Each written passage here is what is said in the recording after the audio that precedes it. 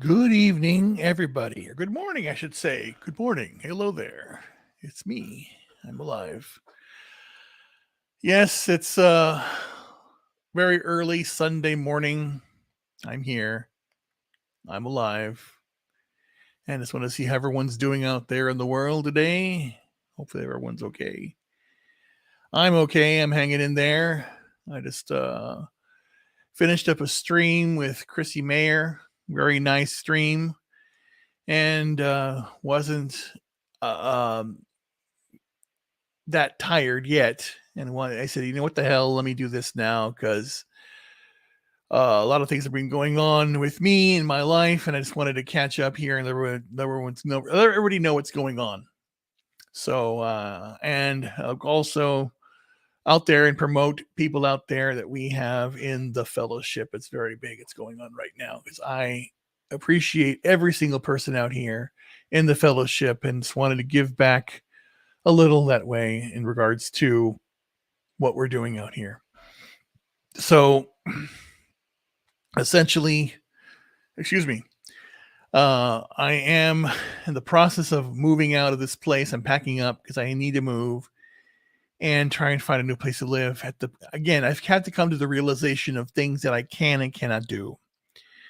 And just like a football player who gets injured and cannot longer play the game, or when basically an athlete who has competed in athletics and has won many awards and gets to the point where they cannot do the things they used to do, cannot run as far as they used to run before. So here I am again. And this is a situation. The situation right now is that I am very debilitated, very struggling a lot with the condition I have, and it's not good.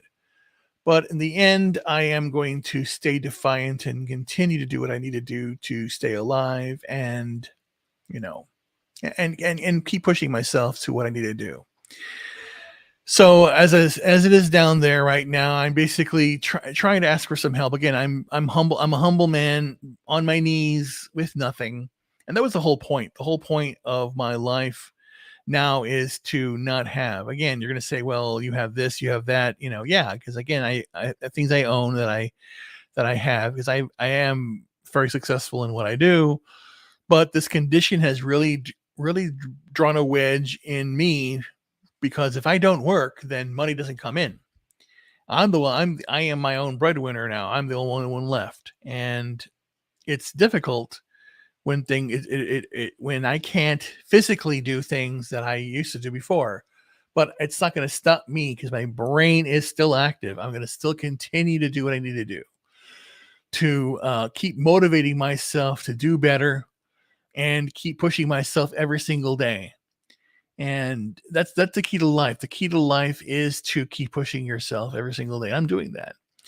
So essentially, what's going on here is that there was a myriad of things that were happening. When I got laid off my position, they basically no longer needed my services. They had basically promised, not basically said. They said that the contract would last 5 years, but they would only guarantee up until the spring of 2022. And I said, fine. So I basically made the goal to have the work that needs to get done for my client done by the spring of 2022, which it was. I had it done in March, so I had it done a little earlier. And once that was done, they basically said, well, we no longer need your services. And I said, fine. So I will look for a job. And basically the way I mapped it out is that my last day at my job was March 25th. And I said, okay, well then let me just start looking for work April 1st. And then what I had been doing that week is closing out my projects. I had decided to go back to performing my horn and playing in a band. And that Thursday, the 24th, I actually went to go perform. And unfortunately, as I was walking toward the concert hall, I fell down hard. And essentially what happened is that my my walker gave out completely. It cracked, and I was putting all my weight on it, and I just almost flipped over forward, but I turned, I twisted, and then fell on my side, went down, and since this is a hallway and there was nothing to grab, it was very difficult to get up. So I eventually had to slide myself over to at least where I could have a door where I could pull myself up and stand up and then walk to the concert uh, that we knew, the rehearsal that we were doing. Unfortunately, what also happened is they were basically saying, well, we talked about it. We don't need you at the concert. And I believe it was all regarding to a liability of having somebody who couldn't even walk. And I didn't want to put them into a situation where I would be falling again and doing something that I wouldn't want to do. It was to hurt anybody. So that was on the 24th. 25th, I got my last day.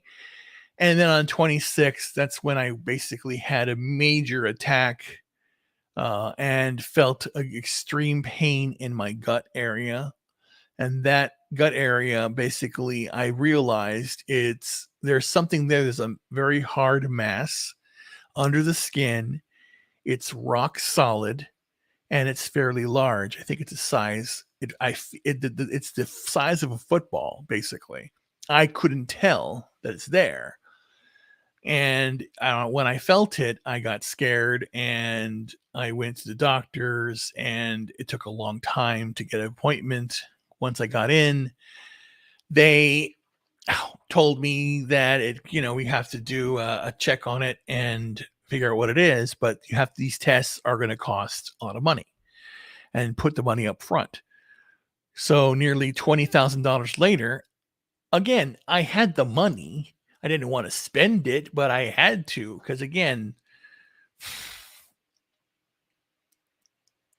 what would you spend the money on? Would you spend the money on the rent? Would you spend the money on the food? Would you spend the money on some tests?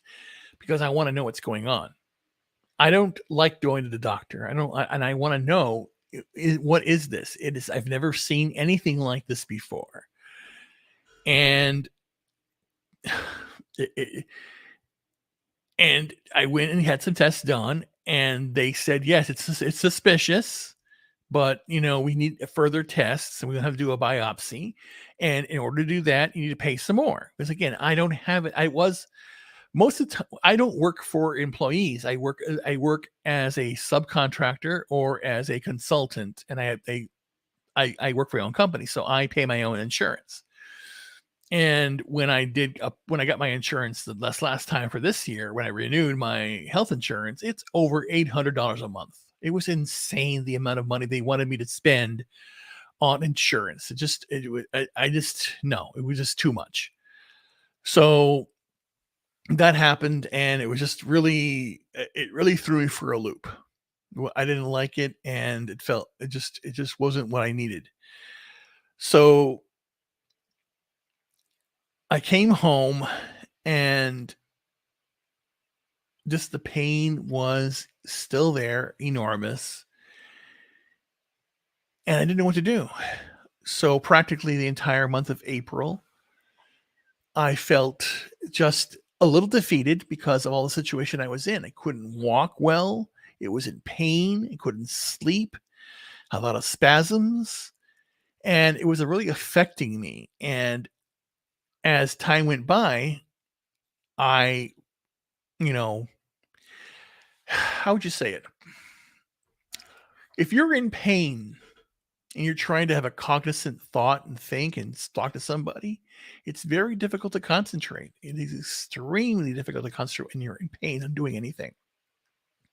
It affected me, where even trying to go get to the car, I would just be in excruciating pain. I would take time to get up, get to the door. And I did that. I would basically go to the door here in the apartment I have and dread going out, even though I was going to get in the car. As long as I got in the car, sat there, turned the car on, put music on, air conditioning, I was fine. But the physically moving and pushing, and just the pain was just so much. It was overwhelming. And the condition I have is myasthenia gravis, like I said before. And again, I am just at the mercy of everybody here. I have nothing left right now.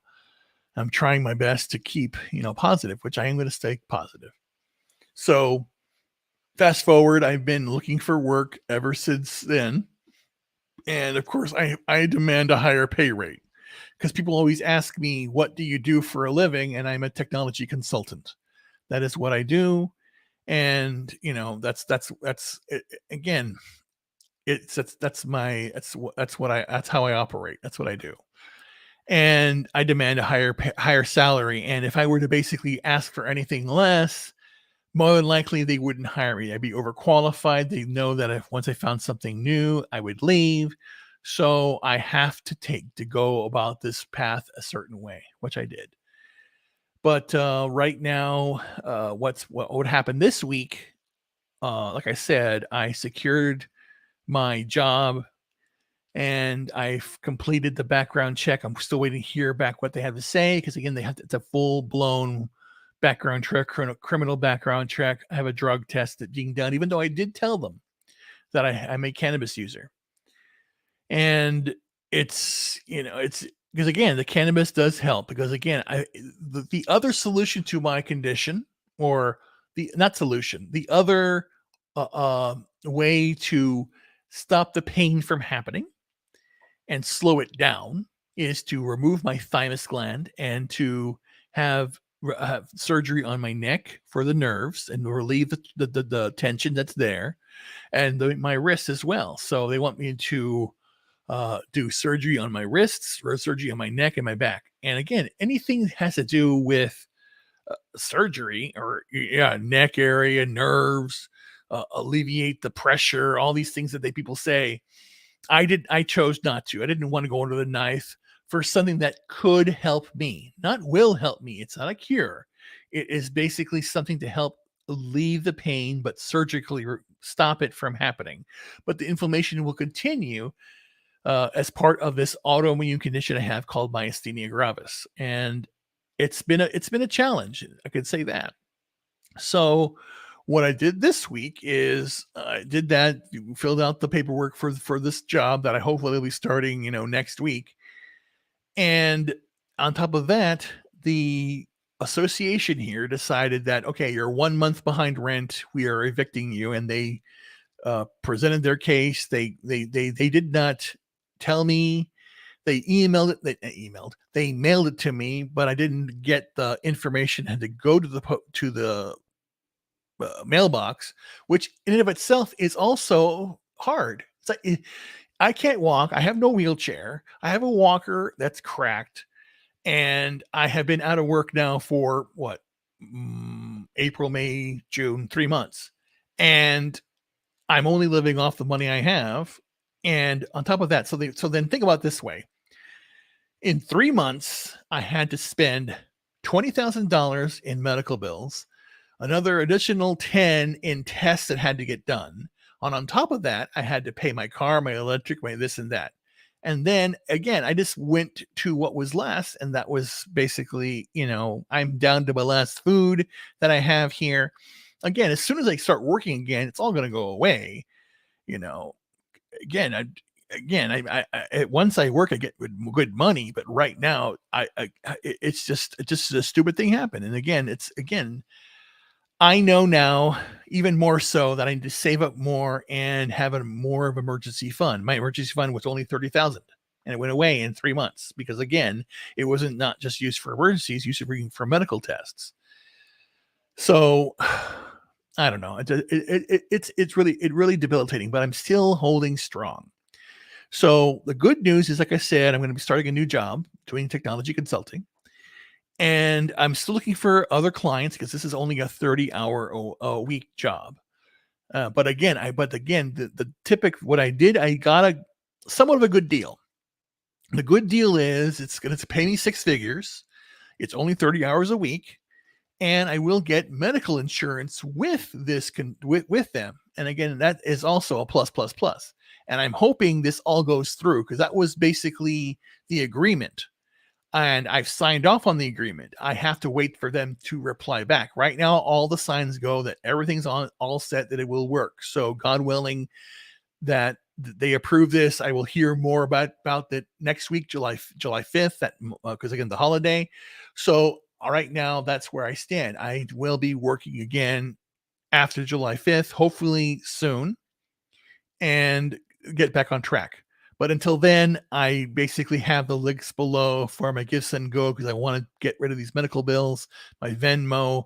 Just again, I'm hungry. I am hungry. Well, you don't need to eat. You're fat. Okay, I know. Don't go there, buddy. I'm fine. Anyway, but the other things that I want to plan, because again, I have to find a place to live also. So I'm packing up slowly. So that's what I've been doing. So on on Tuesday, I went to the mailbox and saw that the eviction order has been finalized, that they want me out of here and I need to get out of here.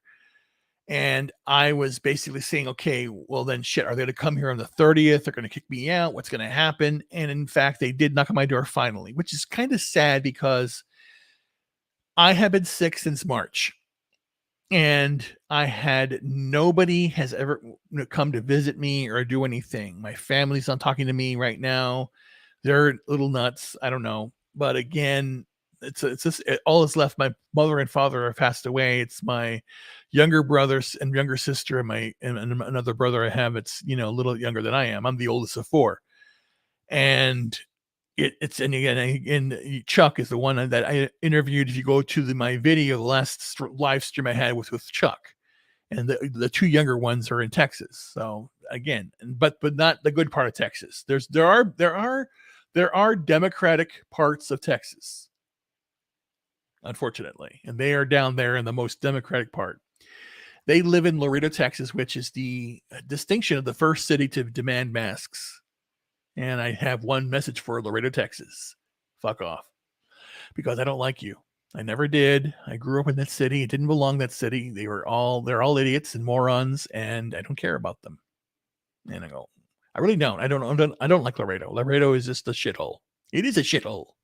Shithole city with shithole people. Because all of them are Democrats.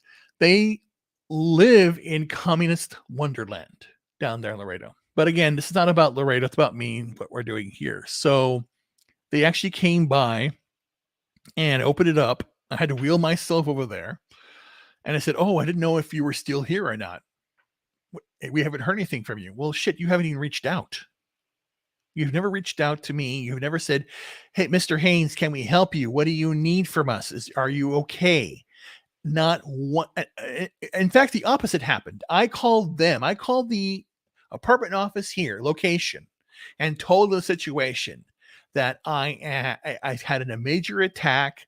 I am not feeling well, and just in case something goes wrong, I need help.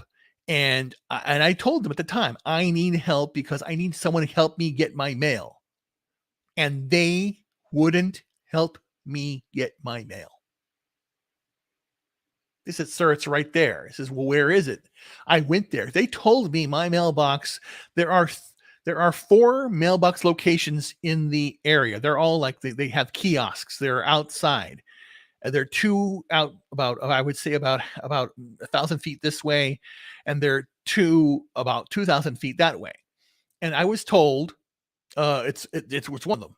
And I went there and it wasn't. And I was so angry because it took me 30 minutes to get there, 1,000 feet. And I was in pain outside and it wasn't there. I said, which one is it? Well, it's probably the one by us. And I went, oh my God. And then I went ahead and picked one random the next week because that's how long it takes me to recover to actually move out there and do something. Finally found my mail and there was no mail in it. Nothing. In fact, there was a ticket in there. It said vacant. So I went to the post office and I said, what the hell? Oh, you haven't checked your mail since April 10th. And I said, because I've been sick. Well, we sent all your mail back. I says, what right do you give to send my mail back? I already told you I live here. I've already filled out your paperwork and gave it to you, and I'll say, "Hey, I'm here. I can't get to the post office. I can't get to the mailbox that often. So do not forward my mail anywhere else. Don't return it. I'm here. I just give me time to go get the mail." And this was when I was feeling okay. So when I got sick, they sent everything back. So I was missing a lot of the mail. So a lot of mail that I could have, I was important for my situation where I'm in now, I didn't even receive. And it really pissed me off. And going, well, again, how can you do a judgment on me and claim that we posted, we sent him the mail. How, if you sent me the mail of an eviction notice and I didn't even get it because I couldn't even go to the freaking mailbox to get it, how do you know I'm even getting it? It's not right. So they came to the door and they said, and I told them, I says, listen, here's the situation. I just got out of the hospital. I'm here right now. I'm packing up. I showed them the fact that I'm packing up everything right now because you want me out of here. So be it. I'm going to leave. You're going to be dicks about it.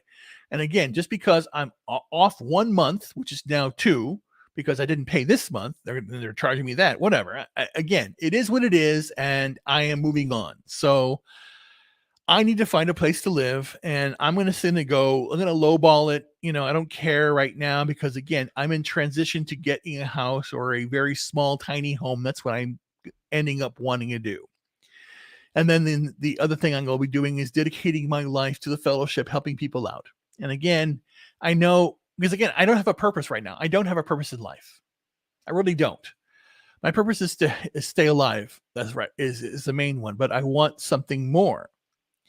And I'm searching for that. I am searching for what is more to do in life right now. And again, it's the struggle with the condition I have is real and it hurts. But I'm going to still fight and do that. And I want you to do the same thing. Is I'm not giving up. I can't give up on my dreams, on all the things I want to do. And I want you not to give up either. I want you to fight for your dreams, what you're trying to accomplish in your life, because it's very important to me. I see the chat that's always going around.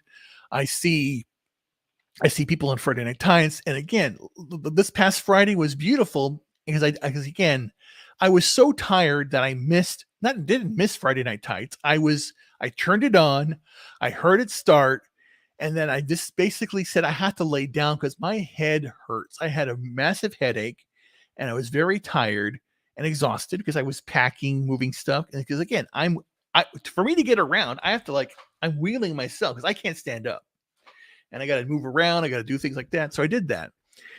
But was nice was when I woke up in the middle of Friday Night Tights, and I woke up right when they started talking about the trans Baybacks thing. I said, you know what? I want a sandwich. What do I want a sandwich? Darius! Hey Darius, if you want to join in, you can. If you want to talk, you're welcome. Again, I'm here just talking. That's my thing. It's all about me never giving up. I'm always here. I purposely do these lives this way because again, I want to talk to people and see how people are doing. But here's what's going on with my life, and again, this is why I'm at the knees of the fellowship in a way because again, the situation I'm in right now is dire. I got to have something. Get out of here. I got to find a new place to live. So, but basically what I'm going to be doing this holiday weekend, today, Friday, like I said, I fell asleep because I was very tired. I woke up today and my intention was get up, make some breakfast, and then continue to pack, which I did. I was packing today because I got to find a place to live. And I made myself some nice breakfast and I was going to go out to go shopping because the only money I have right now is $36. It's on one credit card. I just figured out I have $36. So I said, you know what? I can go and get some cheese and some chicken or something, and then make it or something like that, just to have something to eat. But again, I saw the temperature outside. It was almost 100 degrees. It was very humid. And I said, you know what? No, I can't go out. I'll go out tomorrow morning early because it's a chore to me to get up, get out the door, and to do that. It's a painful thing. And I felt it today because, again, all this week I've packed up. But see what I'm saying? See, this is myasthenia right here. My voice is changing right in real time. I'm fine. But I can feel the muscles tensing up a little bit. It happens. It happens. Again, this is myasthenia. Anyway, I feel better now. Anyway, so what I'm going to be doing here, like I said, the next thing I will. I mean, again, again, this thing is bothering me right now. Just give me like a 30-second. Ow.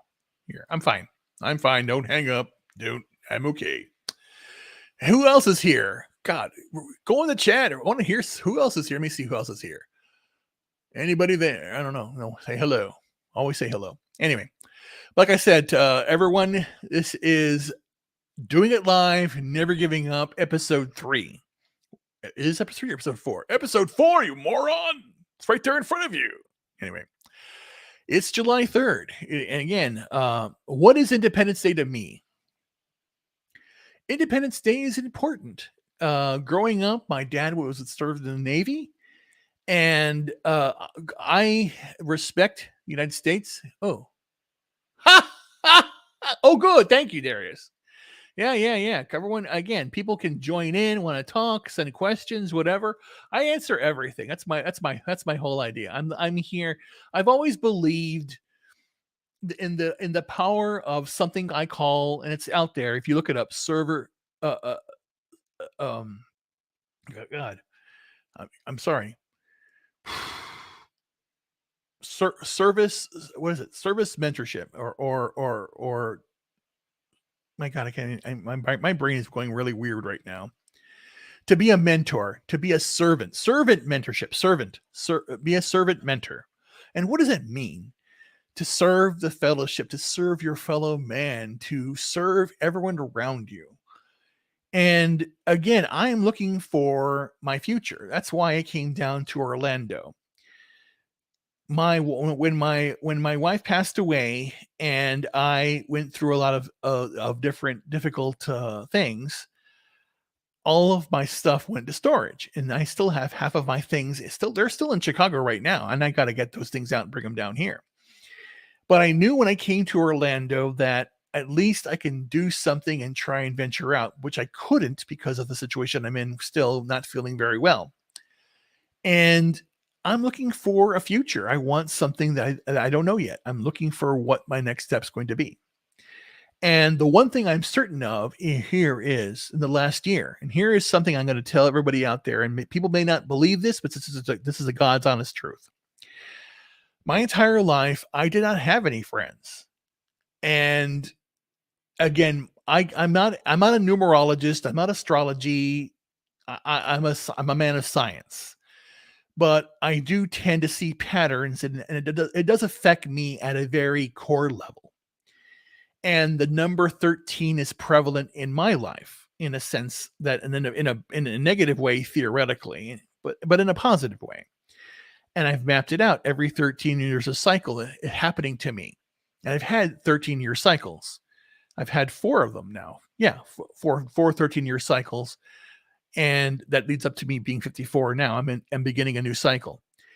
The first cycle between me being a child up to the age 13 was I was a child. I was a kid. I was all about wonder. Hey, flagrant triggers. Hey, this is an open stream. Everyone's welcome. If someone wants the link, they can come and join, ask questions, have a good time.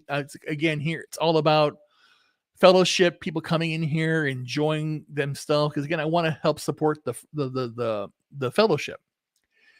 So between being born up to 13, like I was telling you all, being a kid and enjoying things, enjoying life. 13 through 26, again, adolescence, discovering, women, girls. And that, again, I'm being very honest here. I'm going to tell you the truth. I was terrified of, not terrified of girls. I was terrified of myself. And that's the honest truth. And I'm basically talking to you as a gentleman and telling you the truth about how I felt. when I hit puberty, I scared myself. And why did I scare myself? Because up to the point of being 13, I would read, Shakespeare. I would read Longfellow. Oh yeah, yeah, yeah, yeah, yeah. Just let me know when you want the link, and I'll send the link, and you can come and join. Because again, it's all about everyone. I don't care. Anyone can join in. I don't care. I will have a fun. And and when I started to get interested in girls, you know what terrified me? It terrified me that I wanted to make love to women. I just saw them, and instantaneously I just wanted to, do it. I just wanted it. And that scared the hell out of me. And I didn't know how to figure it. I couldn't figure out what to do. And again, my father, being a Navy man, being a rugged guy, would basically say, go up there and, joke around, slap her ass, do this, do that. And going, okay. And it hit me the wrong way. I didn't get it. I wasn't ready for that yet, but I was. And I started reading a lot of poetry, started wanting to understand women, and wanted to please women anytime I could. So it was a very confusing time for me growing up till I was 26, when lo and behold, 27 years old, the next cycle began. And that is when that leads up to 1995, when I met my wife at the time. And again, I met her, and she was my first date. I did not have a date. I did not go on a date till I was 27. That's how screwed up everything was. And after, okay, who's there? Oh, dumbass. I didn't want you, you moron, you damn freaking, what do you call it again? Remove. Yeah, of course the chat morons come here. I love that. Hey, I'm that special now. Oh wow, I'm so blessed to have a Tinder crap coming in. And oh my god, these dumbasses. You know what I'm going to do here? You know what? I'm doing this. Oh my god. This is insane. These idiots. Oh, I hate that. Again, I'm so again, I'm so glad that these bots are coming after me now. You know why? I feel special. How do you get rid of these damn fucking things? Oh my god. Report pornography. Report. Okay. Jesus Christ. Can't get rid of them. Anyway, they're so funny. But again, like I said, I met her. I was 27 years old. I met her July 7th, 1995. That was when I first met my wife. And she was the executive assistant for the CEO of Mentor Health in Chicago. And I was hired as a consultant to do data analysis. And I was still young. I was still 27. And then from there, we went out, and then I married her in 1997. And here, newsflash, ready? She was married. She was separated from her husband, and she divorced her husband on November 6th, 1997. And she married me November 7th, 1997. Yes, she robbed the cradle. She was older than me. She was, at the time, she was 18 years, 2 days older than me. My wife's birthday was March 4th, 1950, and I was born March 6th, 1968. And she was an older woman, and she showed me the ropes. I'm just telling you the truth. I mean, I'm going to lie. Who's out there? Is there a bad chat out there? Oh my God, what are these idiots doing? Let me go here. Let me just do this again. Okay, that's very odd. Oh, they're out there, I guess, the damn chat thing. So the next 13 years were nice. Did we have a perfect marriage? No, we had our problems. We had our ups and downs, and that's what life's all about. Life, again, you learn things about yourself. And the one thing I learned about myself is how much I love sex. And again, start laughing it up. That's what happens. Oh, great. That's good. Okay, good, cool. So yeah, and that was and it affected me. It affected me growing up. I was doing a lot of things, and that's how life was. It was just really a very strange ride. And again, that's why I tell the people in the fellowship, I have been through everything. I have fucked up. I have done things wrong. Yeah, I know it seems looks better now. I've done a lot of bad things in my life. I have had great successes. I took a bath in 2000 badly. I lost, my God, I lost almost $250,000 badly in the stock market. I'm a risk taker when it comes to stocks and stuff. Even in crypto, I'm a risk taker. I still am today. I still do a lot of stuff like that. Not that I sold the majority of it because I needed it when I was down here. But I've been trying really hard and doing what I can do. But again, it's been a rough ride. So fast forward, you know, I've learned more about myself these last couple of years since the pandemic started because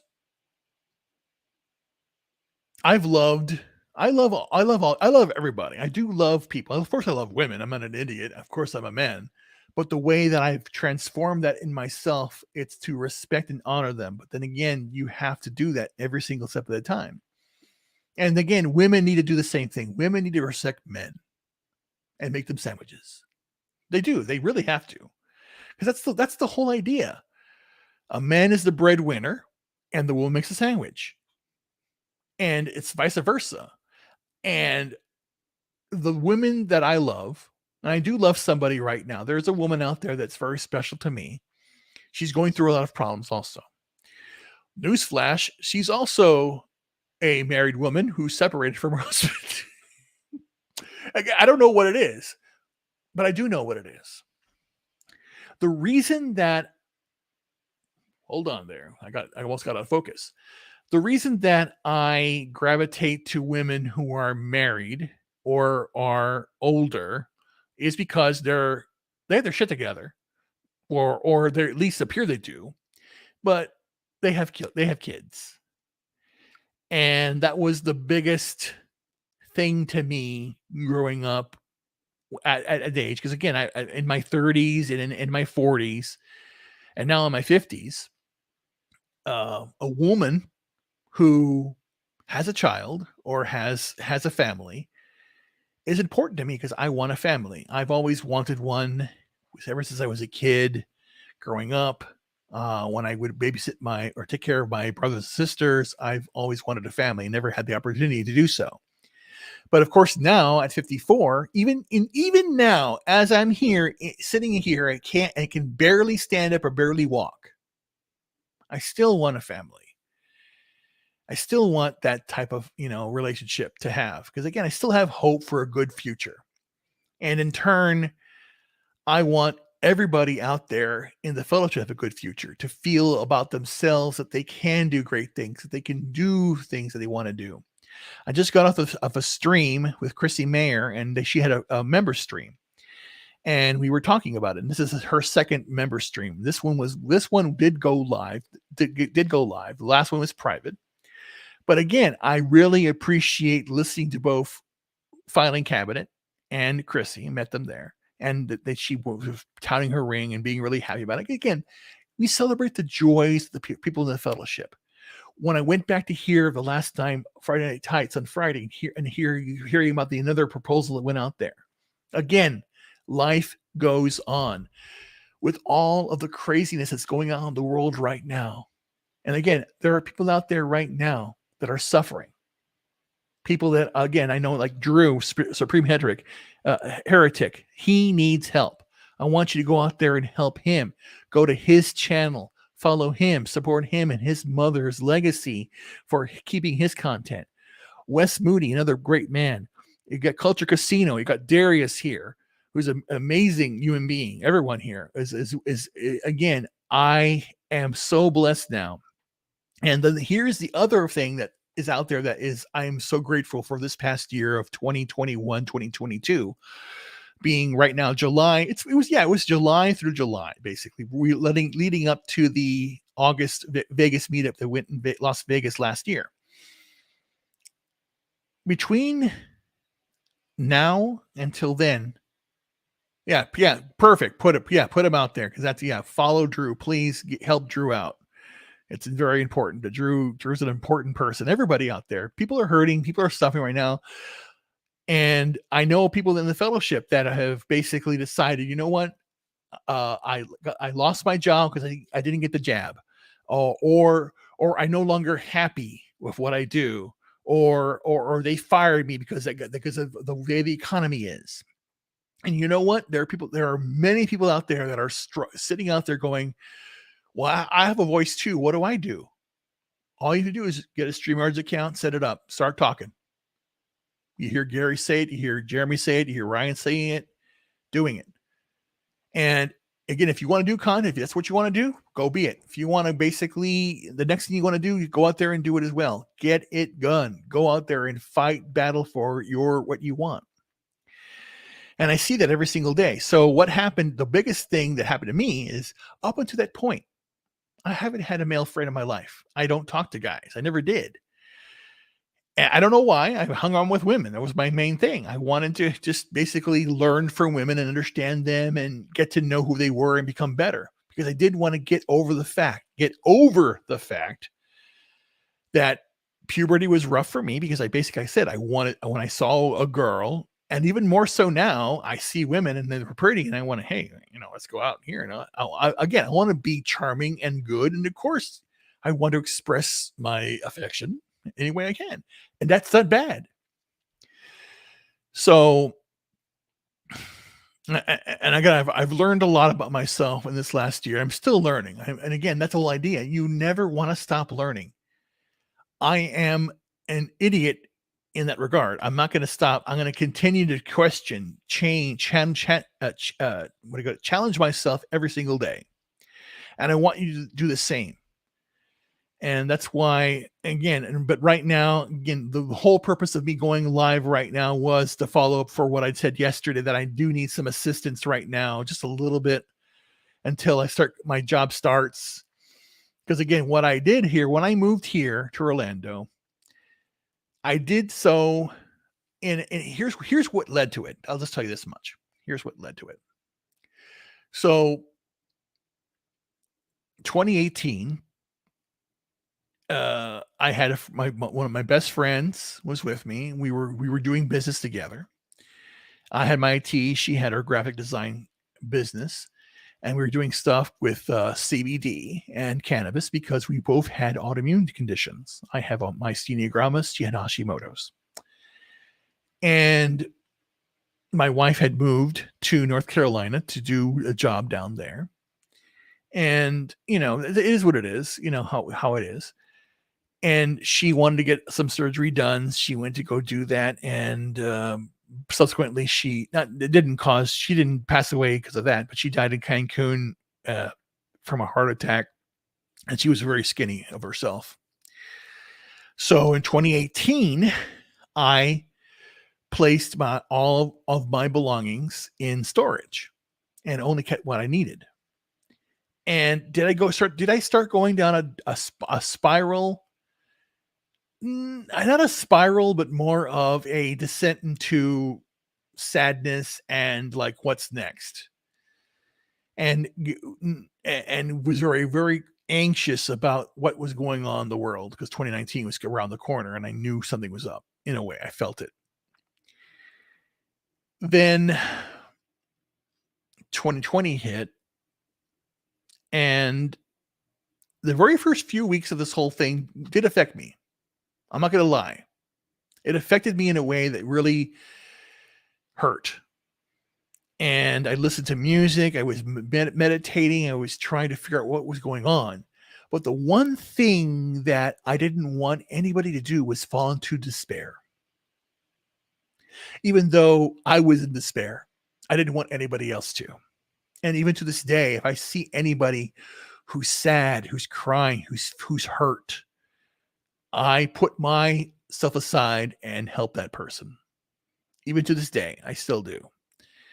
even where I am, I will basically say that I'm not sick and do that. And that's what happened to me with the girlfriend that I have or had. I say had because we did go apart because she needed to go on her way because she's still technically married, not with she's separated. She's not with him, and she needs to figure out her things because she is a drinker.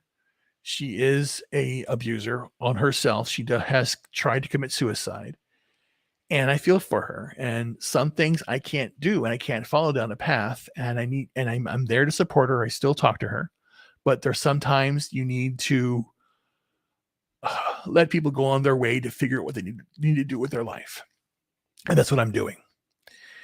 So in 2020, I started to realize what's important in life. I had a Mercedes.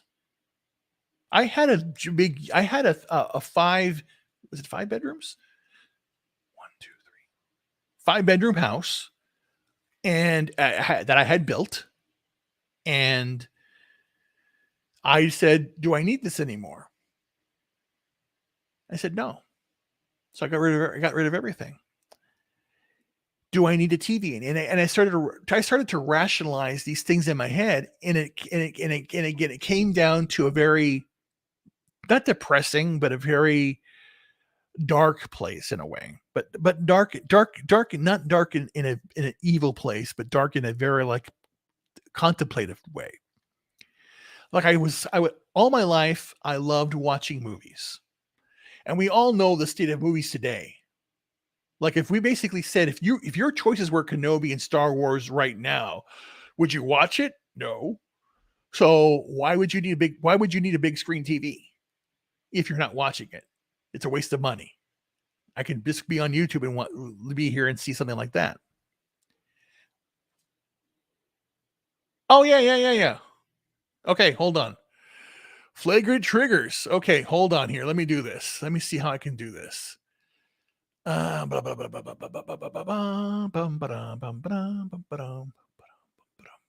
copy this. Okay, I copied it. So how do I send this to you? Should I put it right in the stream or what? I don't know. What do I do? What the hell?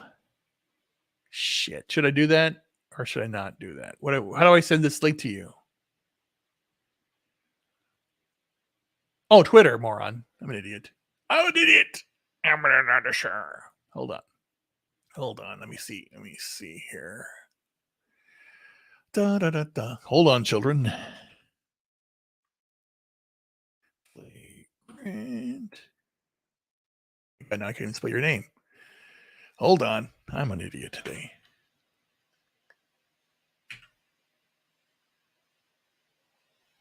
What the freak? Oh God. Now see I'm also I'm having a problem reading right now. Oh, I'm doing it wrong.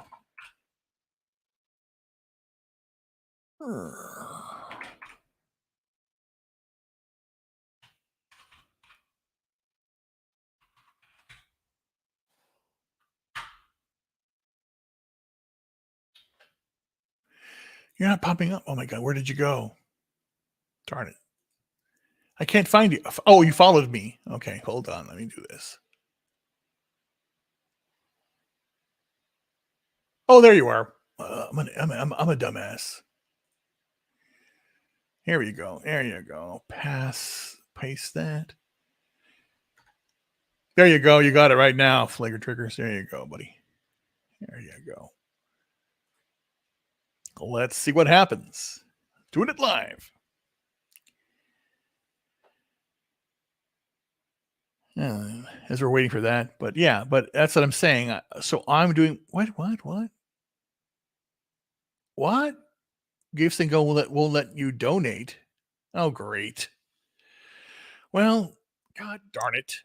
That sucks. Well, hold on here. Who is this? Oh my God, he's alive. What's up, man? What's going on? Not much, dude. I like no joke. I can relate with like the all the health stuff and going through the hard times, man, dude, it's hitting me in the feels. But the fact that you're still out here putting out that positive message and saying, "Hey, it'll get I better," have to. I have to. I have to. Because dude, again, I think that's the best thing you can do. Every time I'll see random posts on Twitter, somebody will retweet somebody like, "Hey, I lost weight, I did this, dude, I like, and I send a message like, keep doing it." I'll tell people, like, people I don't, I'm like, "Look, I'm a stranger, I'm proud of you," because I I think know. people need to hear that, and I think that's a big problem with some of the stuff that's Yeah, going I on know, and today. I've lost weight too. I basically, since I've been here in Orlando, I'm down like what 40 pounds now. Mhm. So I am losing weight. Again, I've been on diet, and I have like I carry I have the Aura ring. It tracks my sleep and all that stuff. I have I I religiously wear my Apple Watch because I basically want to know what's going on. On top of that, it has fall detection too, and I've fallen down where I guess I need to help me. I'm falling down, and I got to stay up. Because that's scary when you fall down. Oh, yeah. But yeah, I'm just continue to do it. Continue to stay strong and all that stuff. Let me see here. Hold on. Let me do this just Let's in see. case. Who who is the other guy you were talking? Darius? Yeah, what was his Uh, handle? Darius Munchausen? I just sent him a link if he wanted to join. If he wants to join. Oh, no, Darius, you're welcome to join if you want to come in. the other person who's having a hard time right now. Oh, shit. Who is that? Their links are in the chat. His Oh, links in oh, the oh, chat. Drew. Supreme Yeah, Head. yeah. Sir. So, Yeah. dude, because I literally started the t-shirt company Uh huh. because of Gary and them. Really? Yeah, I've been watching Tim Pool for years. Uh huh. Gary was on there. That Yeah. led me to Friday Night Tights. Friday Night That did it. Tights. Yes, Friday Night Tights led me to Chrissy, which led me to her show when she was here in North Carolina, which made me make a shirt, which got me with Frank. And like like this whole chain reaction of events, and it was Wow. all because of Gary and them saying, "Hey, get off your ass, go do something." Damn. And because I had a lot of stuff going for me as well. Like about it was 5 years ago. Like Uh huh. I'd got done with school. I'd gotten 2 degrees. One was the bullshit degree, the associates in arts, um, and the other one. Hold on, so I can get that to focus. Bah, No, it's there it fine. goes. You look good. You're looking good. And then I got one for nuclear medicine technology, Right. and couldn't find a job for that anywhere because all the nuke plants are getting shut down because of all this green crap. Um, and as far as the hospitals go, they were getting scared of doing those kinds of studies because it's really expensive. And with the plant shutting down, the excess material that was used to make this stuff was getting really expensive too. But anyway, um, but I got a job immediately. I was Hmm. a lead within a couple months. I was a supervisor within a year, and then I had a surgery that just could put ruined everything. Oh no. And I've been on disability for a while, and but I want to leave something for my kids, Yes. and I want to build something. And just hearing that message, and just because it's hard when you're on your own. Um, like you need someone to kick you in the ass sometimes and say, "Hey, go fucking do something." Yes. That is And true. uh, so yeah, just listen to those guys and just hearing it, and it's something I can do at my own pace. It's not really intensive with what I got going on, and it's awesome because I get to work with one of the funniest comedians in the comedy world who doesn't care what other people think and does her own thing and stands up for what she believes in. And now, I mean, I met some people at the Raleigh show who watch Friday Night Tights religiously, And everyone I've met in that fellowship sphere has been absolutely awesome. Wow. That's crazy. But again, that's the whole idea. The whole idea here is the one thing I appreciate about every single person I've met as part of the fellowship is the authenticity they have, the Mhm. passion they have. And again, the sheer talent and the smarts up here that people have. Again, like what you just did right now. Again, I remember the time when first Chris came on there, and then I remember Gary talking about him going on Tim Pool and how excited we all were at the time. Yeah. And you're a testament to that. You found ever us, and we're here. And the thing is that everyone says the same thing, and I said it too. And it was so funny when I hear it again that people say this. They say, "I thought I was alone. I Mhm. thought I had nobody, and now I do." And it's basically so invigorating. You go you go to a meetup and you meet people and you talk to them, and and again, we're not an echo chamber. We're different. We argue. We have passions. We're not going to agree on everything. But again, it's that authenticity and that passion of I was alone, but now I have brothers and sisters of a fellowship, and it's nice. Well, the echo chamber, like, it's perfectly exemplified by how Gary and Jeremy and Ryan will just absolutely have different opinions on things, and they will bitch at each other and go at each other's throats. But and some people think that's like a big, like, oh God, they're gonna break up. It's caused a no, like real friends, you Right. argue like that Yes, you do. because if you can't, if you've got someone who's a friend and you can't get in a yelling match with them over something, and then whenever you're done, just be like, yeah, okay, let's go get some beer, or Yeah, like it. exactly. That's the thing. Like you've got to have somebody who will challenge you. Like I think a real friend is someone who challenges you and Yes. doesn't just let you believe everything you say or think or do is the absolute best way to do things. Like that, and I think it's not just the fellowship either. Like I I've sent a super chat one night to Gary and him, and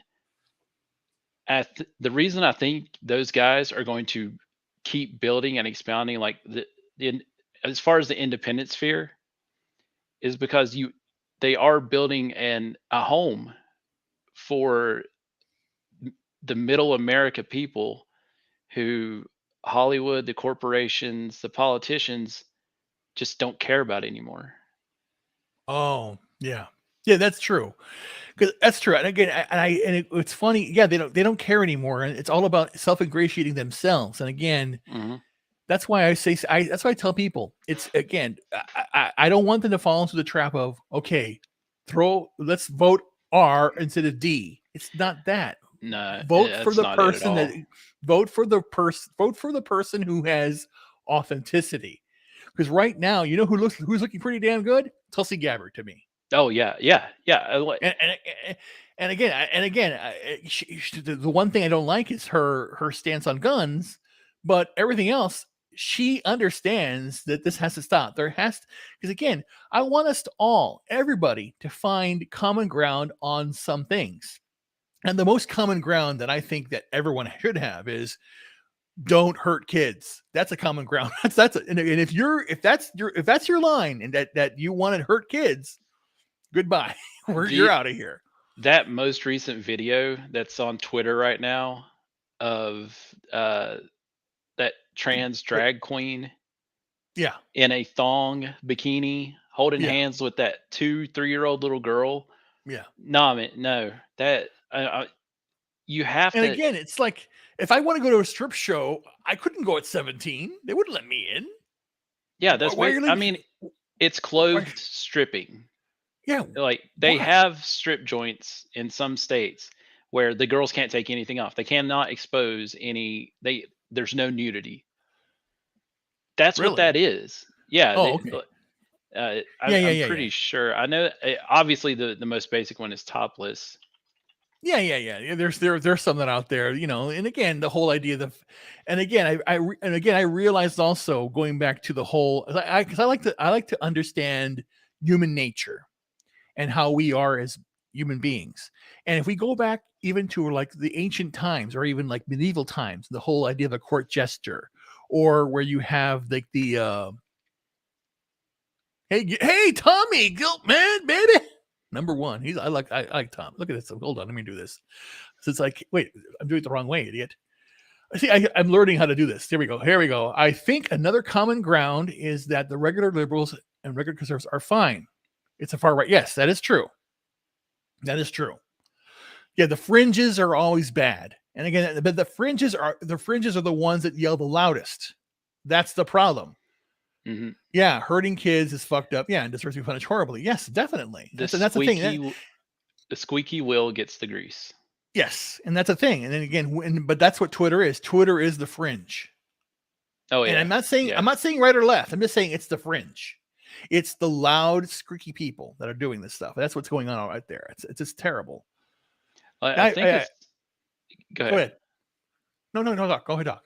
Well, I think as far as Twitter, I think there's a huge idealistic difference. Like the screechers on the left, they all it's kind of because you see it reflected in the voting patterns of Congress. The left all have the same thoughts, same ideas, same everything. There is no, it's all the conformity, same talking points. Nothing is challenged. Just like in Congress, like if you see the voting records for Congress, when the left votes yes, it's all of them voting yes. Yes. There are hardly ever any outliers.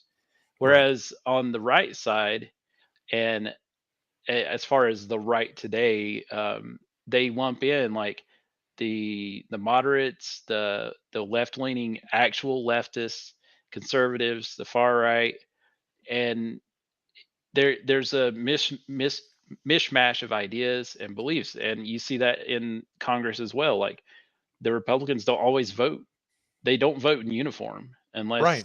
it's a major thing, and even then, Exactly. you've typically got the outliers. Yeah. Because I'm a registered independent here, even in Florida. I didn't. They asked me for the first time. They said, "What's your party affiliation?" I said, "No, none of them. God, no. I'm done. I'm done with this crap."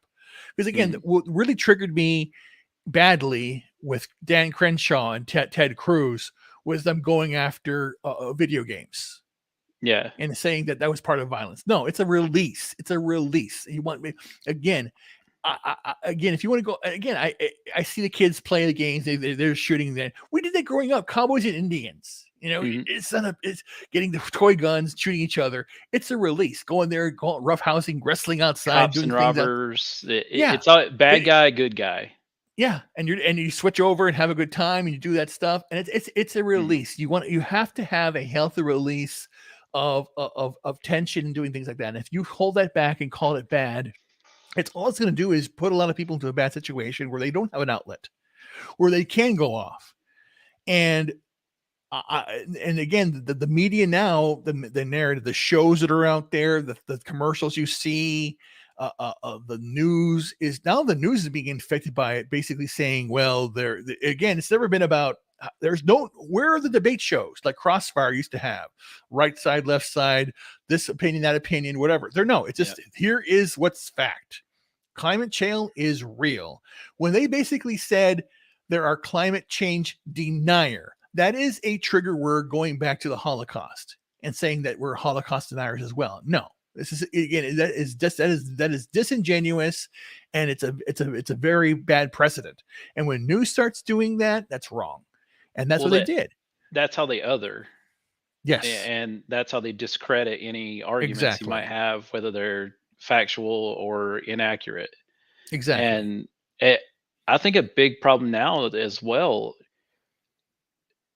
Back then, playing those games, doing those scenarios for the release and the escapism, we had a good foundation on what reality was.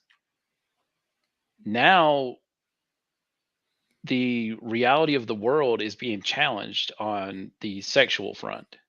Hmm. Boys can be girls, girls can be boys, and it doesn't matter what biology states. Right. It's Man. but I term it as the destruction of humanity, destruction of everything. As Hmm. I remember when the Taliban went into I believe it was Afghanistan and started to destroy those Buddhist monks, those 1,000-year-old Buddhist temples. They blew them up because we don't want their idols are dead. And they were going around destroying everything. That's destroying the past. So first is your music.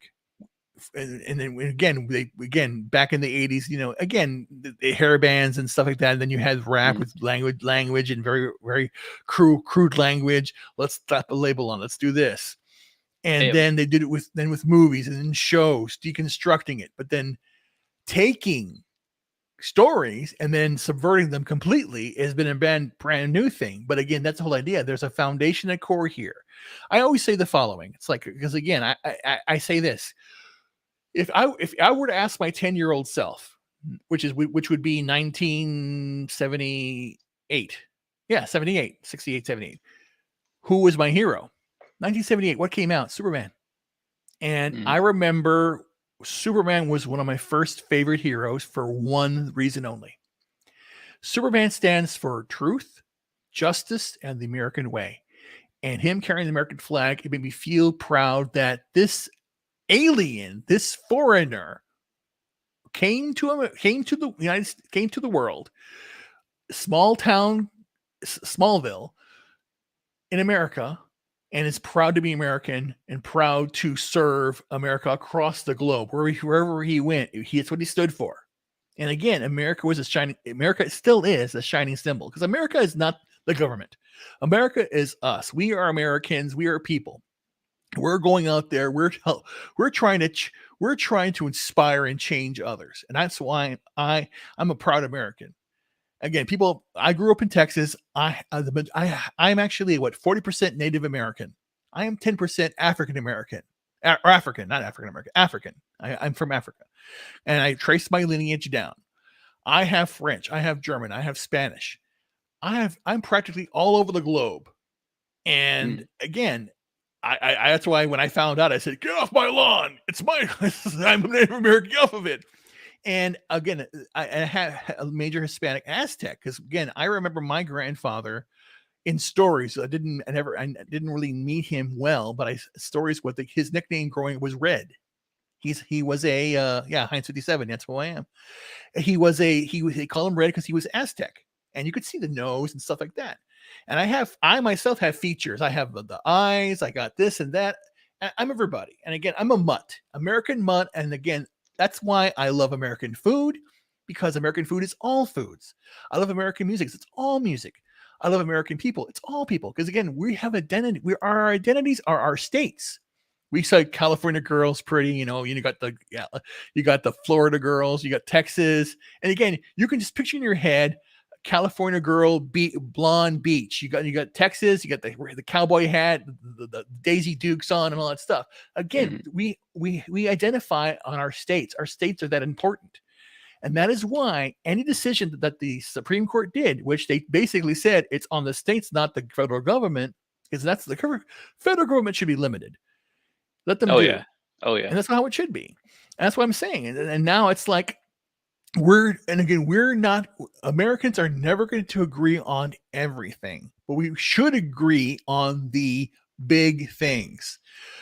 Stand up for your personal individual freedom.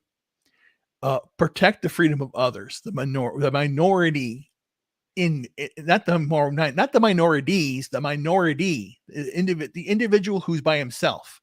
Because if you have 10 people, one person doesn't want to do something, respect that one person not wanting to do something.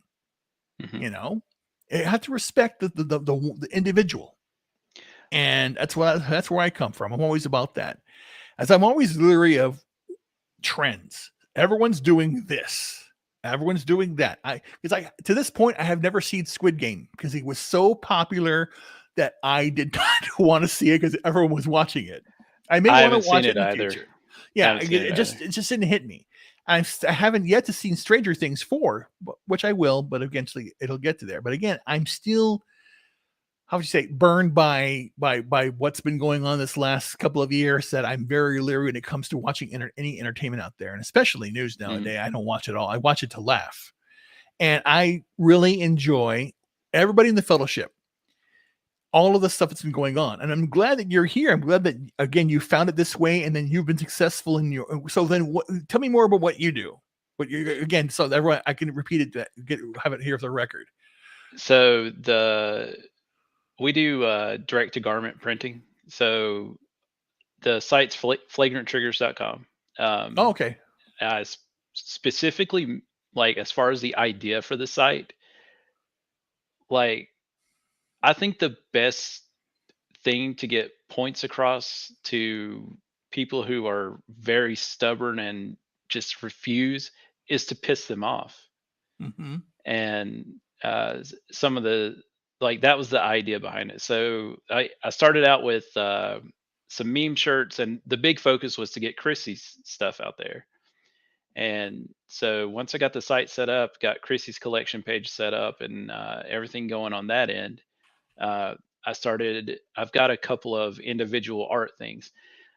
The reason I'm slow with my art though is because I freaking suck as an artist. Did he misspell Uh, your? Did he misspell the website? Is it flagrant? Hold I on, was trying to type it. I'll link it in the private Yeah, chat. yeah, yeah. Put it there so I can want to see it. Yeah, hold on one sec. No problems.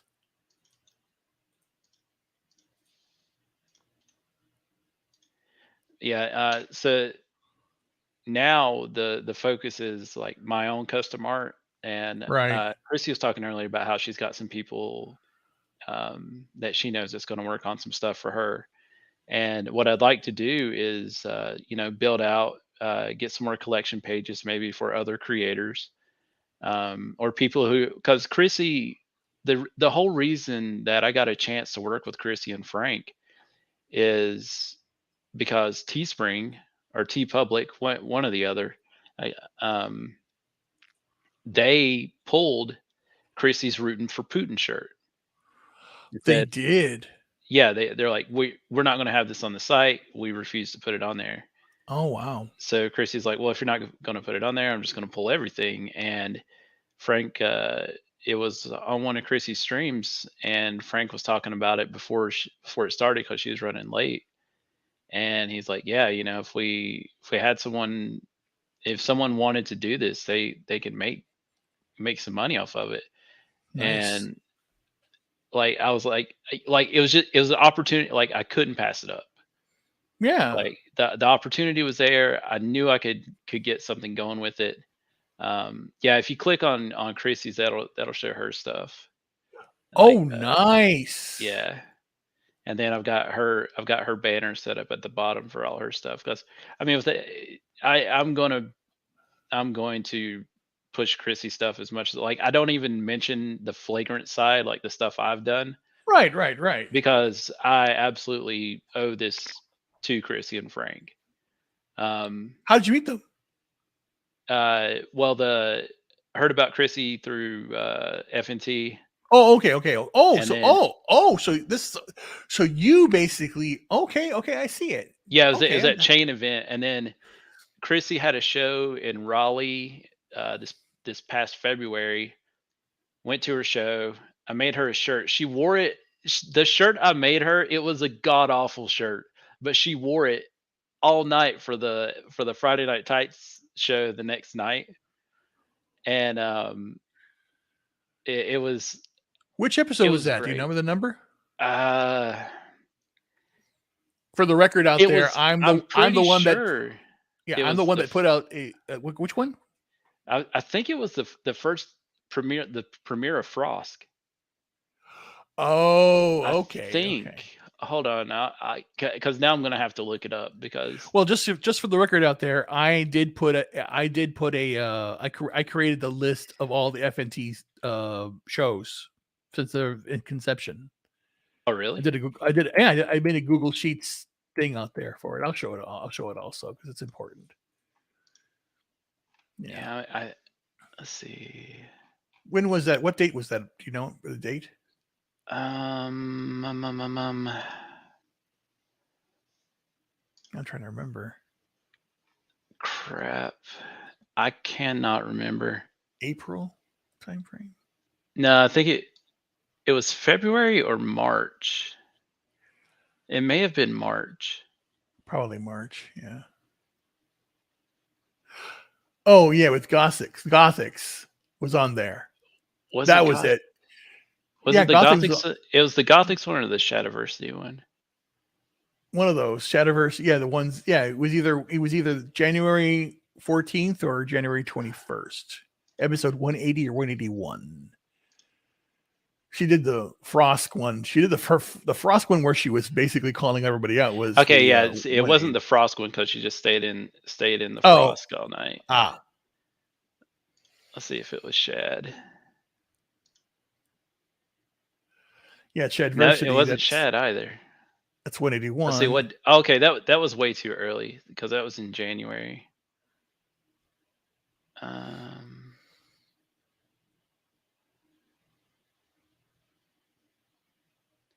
Yeah, I got to look at that yeah, up. But that's interesting. But yeah, but again, so that's what I'm saying. It's so interesting that you basically uh came to this, and then this is yours. And again, it's nice. I like this. I love these shirts are nice. Oh dude, my god! the shirts themselves are ridiculously. They feel awesome. Like and that's Wow, not me just trying to upsell it or anything, because they're made out of the tri blend ring spun cotton, and they are super soft and really comfortable. wow. Yeah, if you go up and then click on the collections, and then the ones that I made are right there on the right.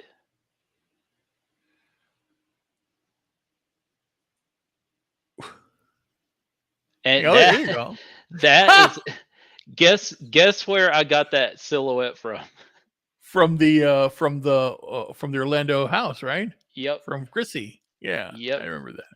She posed. Oh, that's nice. That is fun. This Well, shirt it was sucks. the I love. um Wait, did you come with the byline here too? This shirt's yeah, yeah, yeah.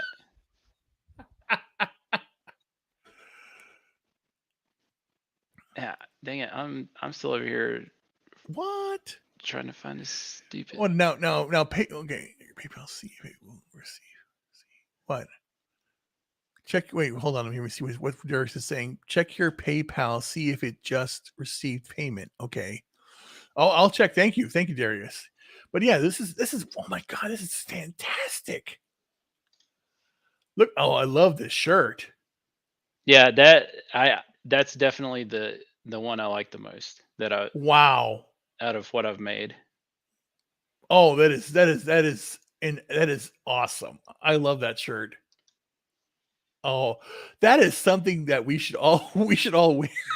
We should all wear in Orlando. It's Oh like, yeah, yeah. I'm absolutely bringing shirts to that's what I'm Orlando. saying. That's what I'm saying. Again, I know that the guys aren't charging, but I really think that I'm not saying it's bad or good, but um, what it's going to have to change a little bit to where you know people come in, yeah, bring your wares, and because again, and or that's what they did. They brought all their stuff, they sold it, they're going to give their stuff away. But again, I say everybody who has merch should bring something along, bring an iPad, or be ready to have people get out orders, and then Yeah. create like business cards where people can buy their your shirts and your stuff online, and everybody out there, I mean, and get stuff, because this is amazing.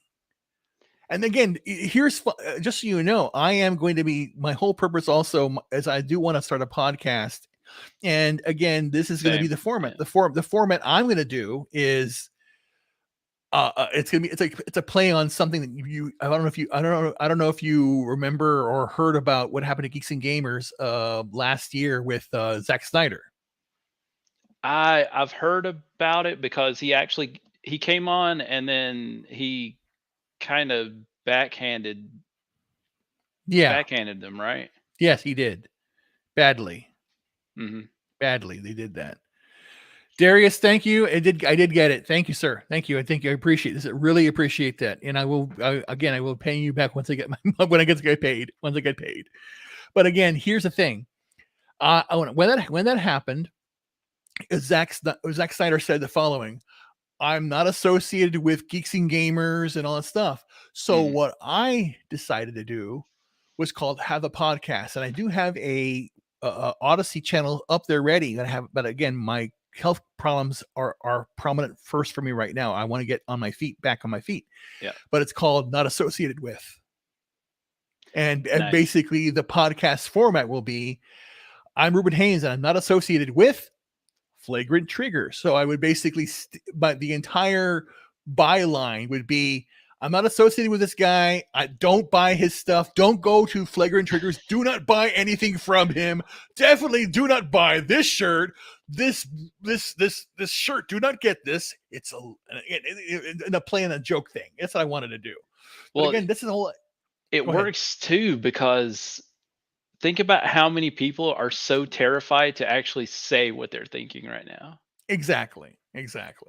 And again, I'm learning more a lot from watching Friday Night Tides, and especially listening to, of all people, Alex Jones, because Alex Jones will say that.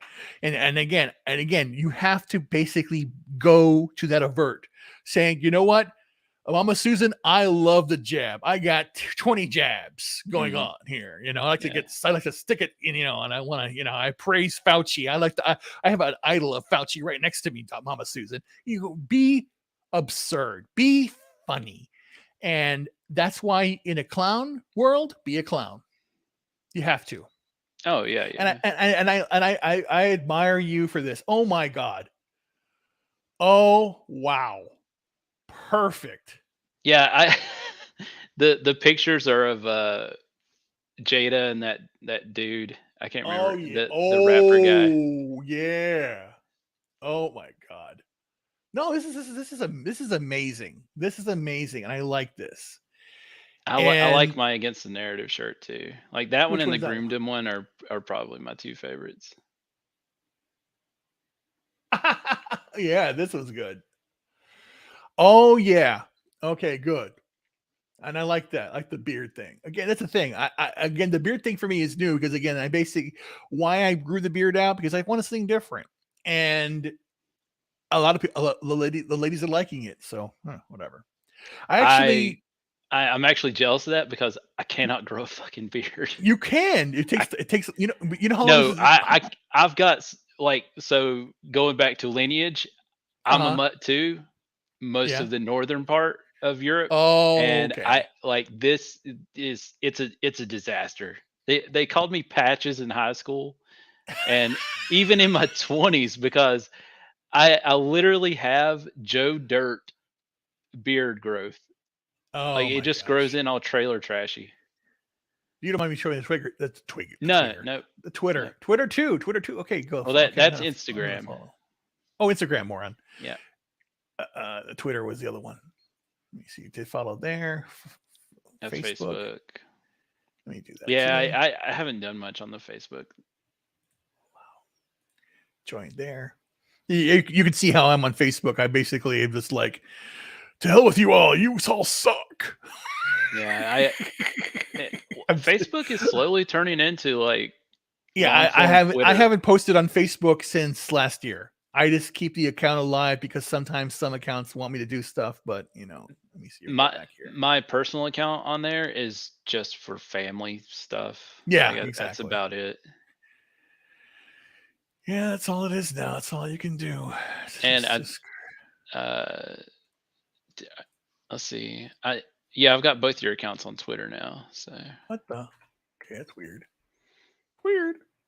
and the F&T episode was episode 189. And then that goes to this. Let me close that. Let me do this. Then just show the people on the screen too. Oh shit, not that one, dummy. Show everybody right now this one little thing here. Share screen. Let me do that. Window, moron. And share. Oh, so This Darius, is I'm the sorry, list. man. This is the list I did. Oh, nice, nice, nice. There's some missing episodes out there, but I did that. So then if you go down to 189, it's right here. 189, March 18th. Dizzy hates Mhm. you. And I click there and it'll pop right up. There it is. Very nice. So yeah, and I put down there who the guests were. I'm trying to fill it out. Because again, I like people to go back there and see some. And again, you want the honest truth? A lot of these have been privated because YouTube put them away. And I Mhm. only found them from other locations. So Yeah. it's been just, it's been a challenge, with dealing with YouTube and the silliness that they're out there doing things. But yeah, it's crazy. But yeah, just amazing website you did there. It's crazy, all the different things. Man, it's just I wait. So as far as like what I guess I'm kind of a jack of all trades because I can learn to do anything. Like I've never built a website before, ever. And, wow. and I got this up and going in I think a week. Really? Okay, Yeah. let me go back there again. Let's share this again as I want to see this. As again, I am thoroughly impressed with this. It looks it's that's a very good website. Again, I'm not gonna lie. Looking at her, it's like she's a looker. She's a really good. Just look. It's distracting. So yeah, definitely the flagrant line. You got all this other stuff here. Yeah, I need to. I think the only big change I need to make. I think I need to move the flagrant line, switch it with the recommended, Oh so it's up yeah, there above. you got Chrissy's. Oh my God, look at that. Yeah, and again, you're making a good profit off of this in the way. I mean, it's slow, but I mean that's how it is for But most that's how it was. That's startups. how it is. Yeah. No, but I'm saying again, I highly recommend these shirts from Flagrant Triggers. Again, the graphic work is amazing. The website's good, and it's going for it's done to do one thing. It's done to help our fellow man, or in this case, fellow woman, Hmm. comedian. Yep. And again, it's perfectly. Oh, this is amazing. It's And amazing. what pisses me off right now too is her shirts are being copy pasted by these knockoff sites. Oh Like, and I no. mean, it's not like they took part of the image and they threw something else over it to give it artistic change. No, Hmm. they literally just copy pasted it. And Damn. yeah, I'm trying to figure out how to challenge those and get them taken down. Yeah, there's cease and desist because I know that Gary also did that. Because again, a lot of the people in the fellowship. Here's what happened. He put on before the Vegas. It was about a year ago. He put on the Vegas meetup. He put up. We're going to be giving away. Not giving away some of these, and we'll be selling these in the future. These mugs, and he Mhm. held up a mug. And I took a picture of it and promoted out there. Hey, we're going to have mugs coming soon. So some jackass goes out there and creates them and sells them already and Yeah. is selling them as Friday Night Tights mugs. I went, oh my God. It's like, don't you have any respect Well, for, you know, God, it's well, it crazy. it that shouldn't be an issue to like, and even with Chrissy stuff, since I mean, so fair use, there are like parody stuff, that gets a green light as long as it's not infringing on the direct market. There's artistic change, and it sends a separate message from like logos and stuff. Right. But copy pasta her stuff that's got her website on it, her name, and her designs that she's done, uh, because it is in direct market competition because they're literally selling shirts, and that's what her market is. So and that's the thing with Gary too. Like Gary probably had no problem getting that taken care of because it was direct market competition for his brand that he owns. Yeah. So, but yeah, I mean that's just something. Yeah, it's one of those things you got to throw the spaghetti at and Oh my see what you can gosh. get to stick. I know it's difficult. It's a pain that when people do that, when someone out there tries to leech off of you, Mhm. and oh, that's terrible. That's Well, terrible. and that's a big thing too. Like, it's not even the fact that um, there's another shirt out there. Like, Chrissy, like, it does go to like the money from those shirts goes to Chrissy, Right? like, because it's her work, it's what she's done, Yeah. and Exactly.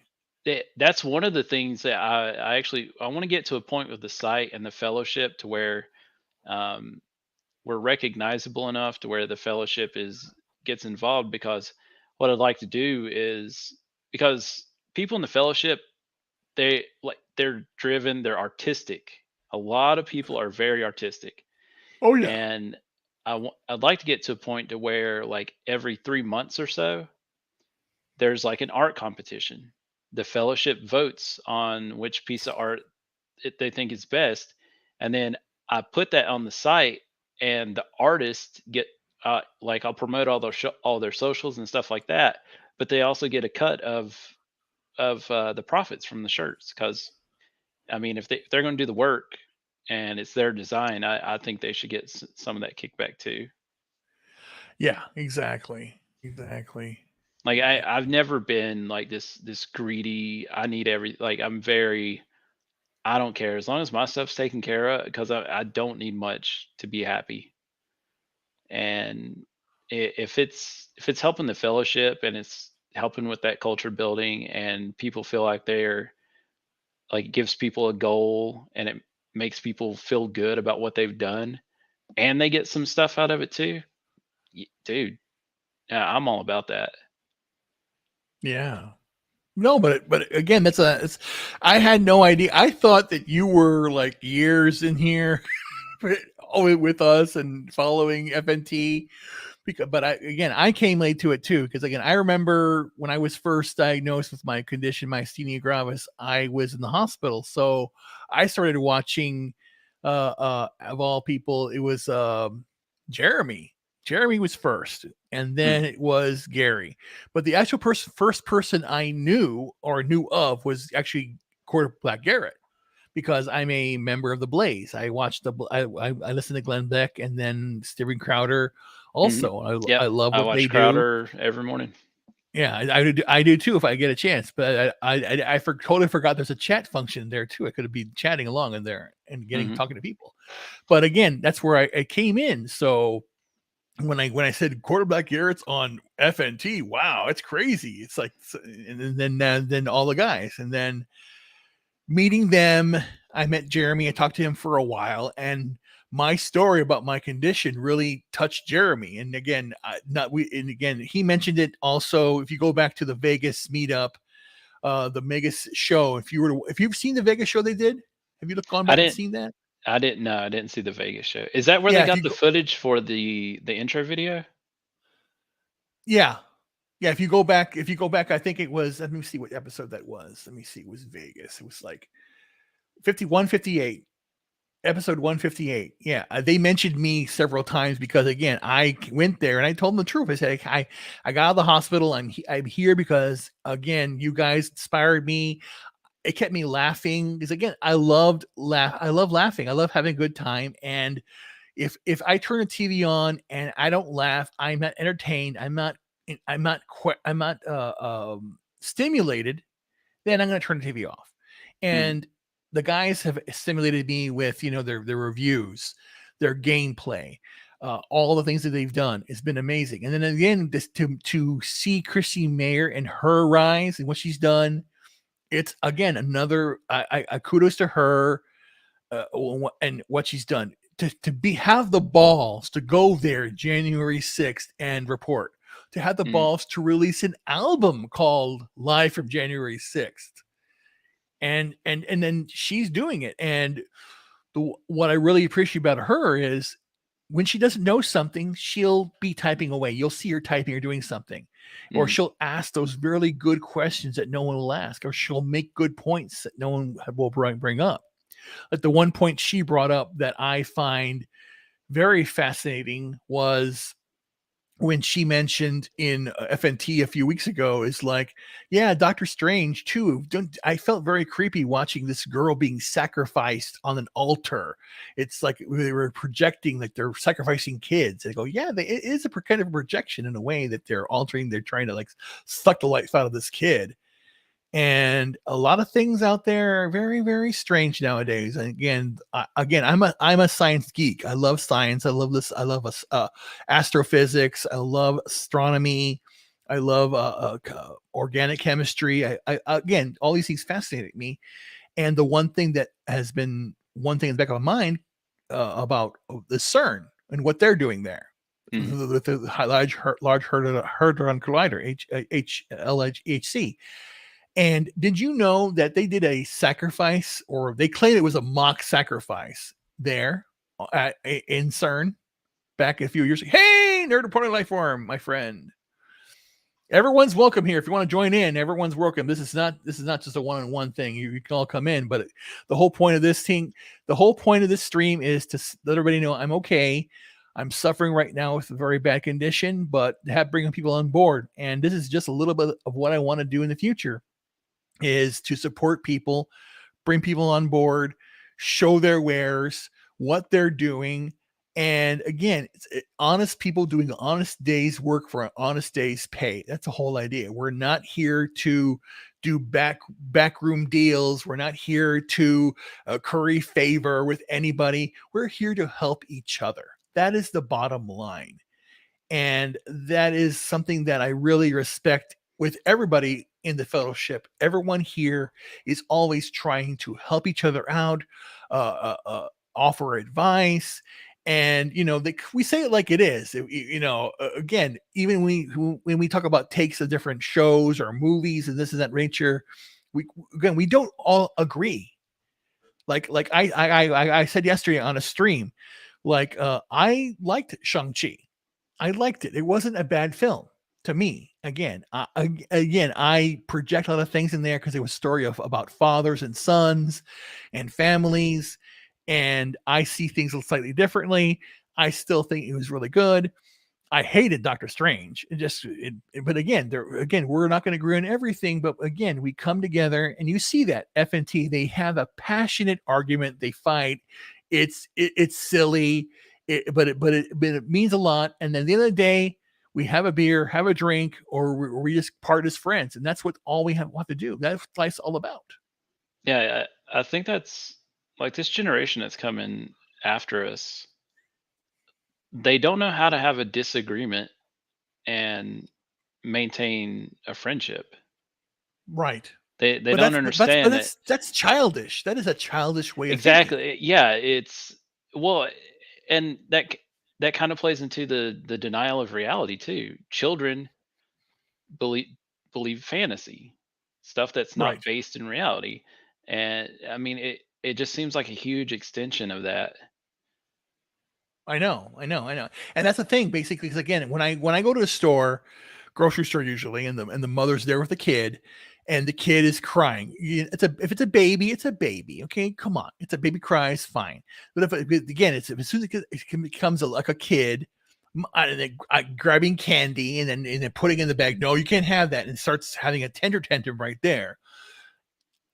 And if a mother scolds her kid, good. You're telling him no, he's not going to do it. Fine, whatever. But there's some that just let the kids scream and yell and Yep. have a full blown and they give in. Yep. And that's what's going on now. These people were taught, don't hit your kid, don't do this, don't discipline, blah blah blah. And then this generation is gone. I'm reading what Darius just said. I'm here. Hold on, this is funny. What is it? Oh my god, I'm laughing now. Where is it? How come I can't see it? I have disagreements with all my online friends, except Reuben. Okay. I don't know why I can't pull that one up. It's weird. It's weird. Well, let me do it. It's weird. I know it is. Again, when that came out, when that thing came up, every single time, everyone says weird. I go, it's weird. But I swear, if you were to go to a meetup and then you basically were up there talking and then you were saying, weird, and you're gonna get that feedback right away. Because again, that's Oh now yeah. it's now Oh it's now yeah. it's now FNT lore. It's something that we all know. It's canon. It is. It is. It is. It is. But yeah. And again, but I see it every single day now, and I'm renewed by faith in the fellowship, faith in everybody here. Because yesterday there was a stream going on. Because again, my show that I love now, the only show I watch now is the Orville, Hmm. and I love the Orville. And again, because again, I've been through death, I've been through loss, and I can admit that, well, I'll say it this way. In November of 2020, I'll you don't mind, let me do this real quick. Let me do this real quick. Hold on. Yeah, go ahead. Do what you need to Right do. here, right here. I'll just say that, I'll admit that in November of 2020, when I had a girlfriend. I still talk to her. We still may get back together. Who knows? If it happens, it happens. But I had to walk away because I found out how severe an alcoholic she was. Hmm. And it hurt me to a core. And I rarely drink. I rarely drink. And she was missing her kids, and she got dead drunk and very combative, and I didn't know what to do. And I still don't know what to do. And all you have to do is just love the person for who they are and deal with it. And then she almost attempted suicide. She almost committed suicide. She attempted it, and it really hit me hard. And it was right after Thanksgiving.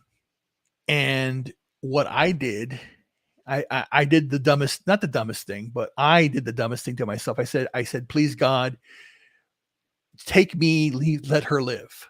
I said that. And I put myself down in that regard. And I felt like I don't need to be here if she's gonna die, which it hurt me thinking about that myself. And I had to reevaluate why I thought that way. But I was being honest. Not that I would ever hurt myself, but I just didn't want I didn't want to lose her.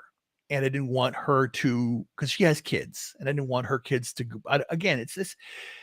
Anybody who's out there who's hurting, who's suffering, it just if I can't, here's me saying the truth, how I feel about myself. If I can't solve it, then I'm not worthy. I shouldn't be here, because if I can't help somebody that I love not turn away from death, then what's the point of me being here?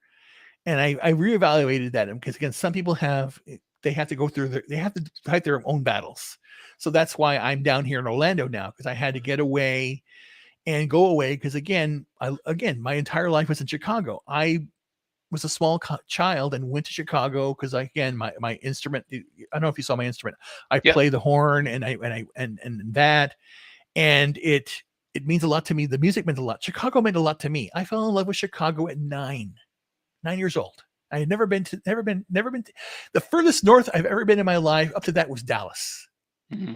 I lived in Laredo, Texas, San Antonio, San Diego. My dad was in the Navy, but I want to go to Chicago because I basically told my dad I want to go there because I want to be with the people that I care about and love.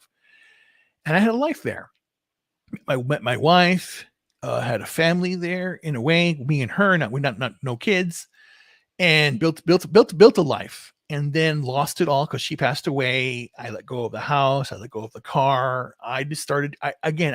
Maybe I was in depression, that I had nobody left in my life.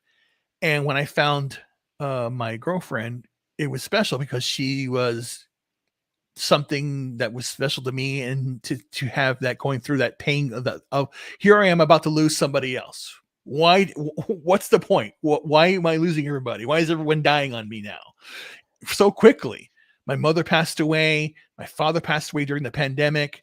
My wife's gone. Everyone's gone. I'm going, this is so depressing. But I said, I'm still going to fight back. I'm still going to do it. I'm going to do it. So that's why when 2021 came around, I was really excited to do stuff. But then I had my attack again. So I'm being in the hospital March, April and May of 2021, 3 months. And I got out, and then I got hooked on FNT. And then I went into walked barely into Vegas, and people that were out there in Vegas that saw me there, it was just like a rush of love where Mm. people, Reuben, this and that, and going, okay. And then it just, and then to talk to Gary, and Gary's, it was so interesting when I met Gary. So I said, hey, do you mind if I sit next to you? Because they had their table, and I sat like aside the table, just sitting there, just watching people going by. And once in a while, I'd be laughing, talking to somebody, and then he'd see me enjoying myself, and he'd come by and like he'd tap me on the shoulder. He says, "How you doing?" I says, "Good. I'm having so much fun." He said, "Great, great, great." He said, "It just felt good. It felt fun. It just felt so relaxing." And then to see Krissa and to see my nerdy home, Stephanie, and to see everybody, and I multicultural casino, Wes, Ginger Ninja, everybody, Rough Girl, a bunch of people I met and saw. And it was so funny because it's like we didn't have name tags. So you would see people walk up and say, hey, hey, they would meet, you would see how they would meet would be so funny. They would meet, they would, like you would have Gary there, and you have someone walk up, start talking. And the very first thing, blah, blah, blah, blah, blah, blah, blah, my name is blah, blah, blah, but then my username is blah, blah, blah. And as soon as he said the username, That's when hey, it clicked. Yeah. it's like, who are you first? He didn't know. Well, And that moment right there, I saw so many of those moments where at first, who is this? It's you. And it was like, and it was just like, it was a family reunion. It was a family reunion. I don't know yeah. how did you feel? Um, as far as Seeing people at meetups and talking to people. well, uh, because I want to get back to what you were talking about before that. Go ahead. Go. So I think whenever you told yourself like take me instead of her, I think that's kind of a I think that's a normal feeling for people to have. They'd rather spare someone from experiencing certain things, and I think that's inherent in people who genuinely care about others.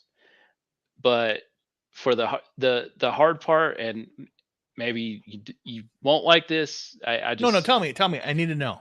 so Because the I have thing no is perspective. though, if you if you were gone, how would that help the other person? You know, like you recognize Yes. she has a problem, Right. and I don't I don't think like I understand what you say about if I'm not helping other people, then what good am I? Like what use do I have? Hmm. You can only help people as much as they want to be helped though. Like Sure. I think True. you taking that stand, walking away and telling her why, like I think that was probably the best thing you could have done for her, because someone who genuinely cares, who she knows had that kind of feeling for her, and to see that her issue got to a point to where it it was pushing that person away, and that person realized, hey, we're not going to be able to build anything for our future if this is going to keep tearing everything down. So I because I've actually had a very similar situation. Hmm. um I was dating this girl. I had a crush on her for years. Right. um she was always like, look, we're just gonna be friends, whatever. I'm like, and I was like, okay, whatever. She came over one night. um we were having some drinks. She was like, I expected nothing, absolutely nothing. Right. I turn around and there she is. She's like, I turn around, she's in my face, and then we start making out, and from there it just we the relationship started. Oh. She had or has an autistic son, Hmm. and her parents died when she was young. That hit her pretty hard. The father of her son was an absolute asshole, narcissistic douche, Right. and he was abusive, verbally and physically to her. She finally got away from that, Good. but like, it's one of those where you have to be with someone for a while to really see what kind of person they are. And the longer I was with her, the more I was like, huh, this isn't good. And like her son, autistic, Hmm. requires a lot of attention. You like to be the parent to an autistic child, your life doesn't matter.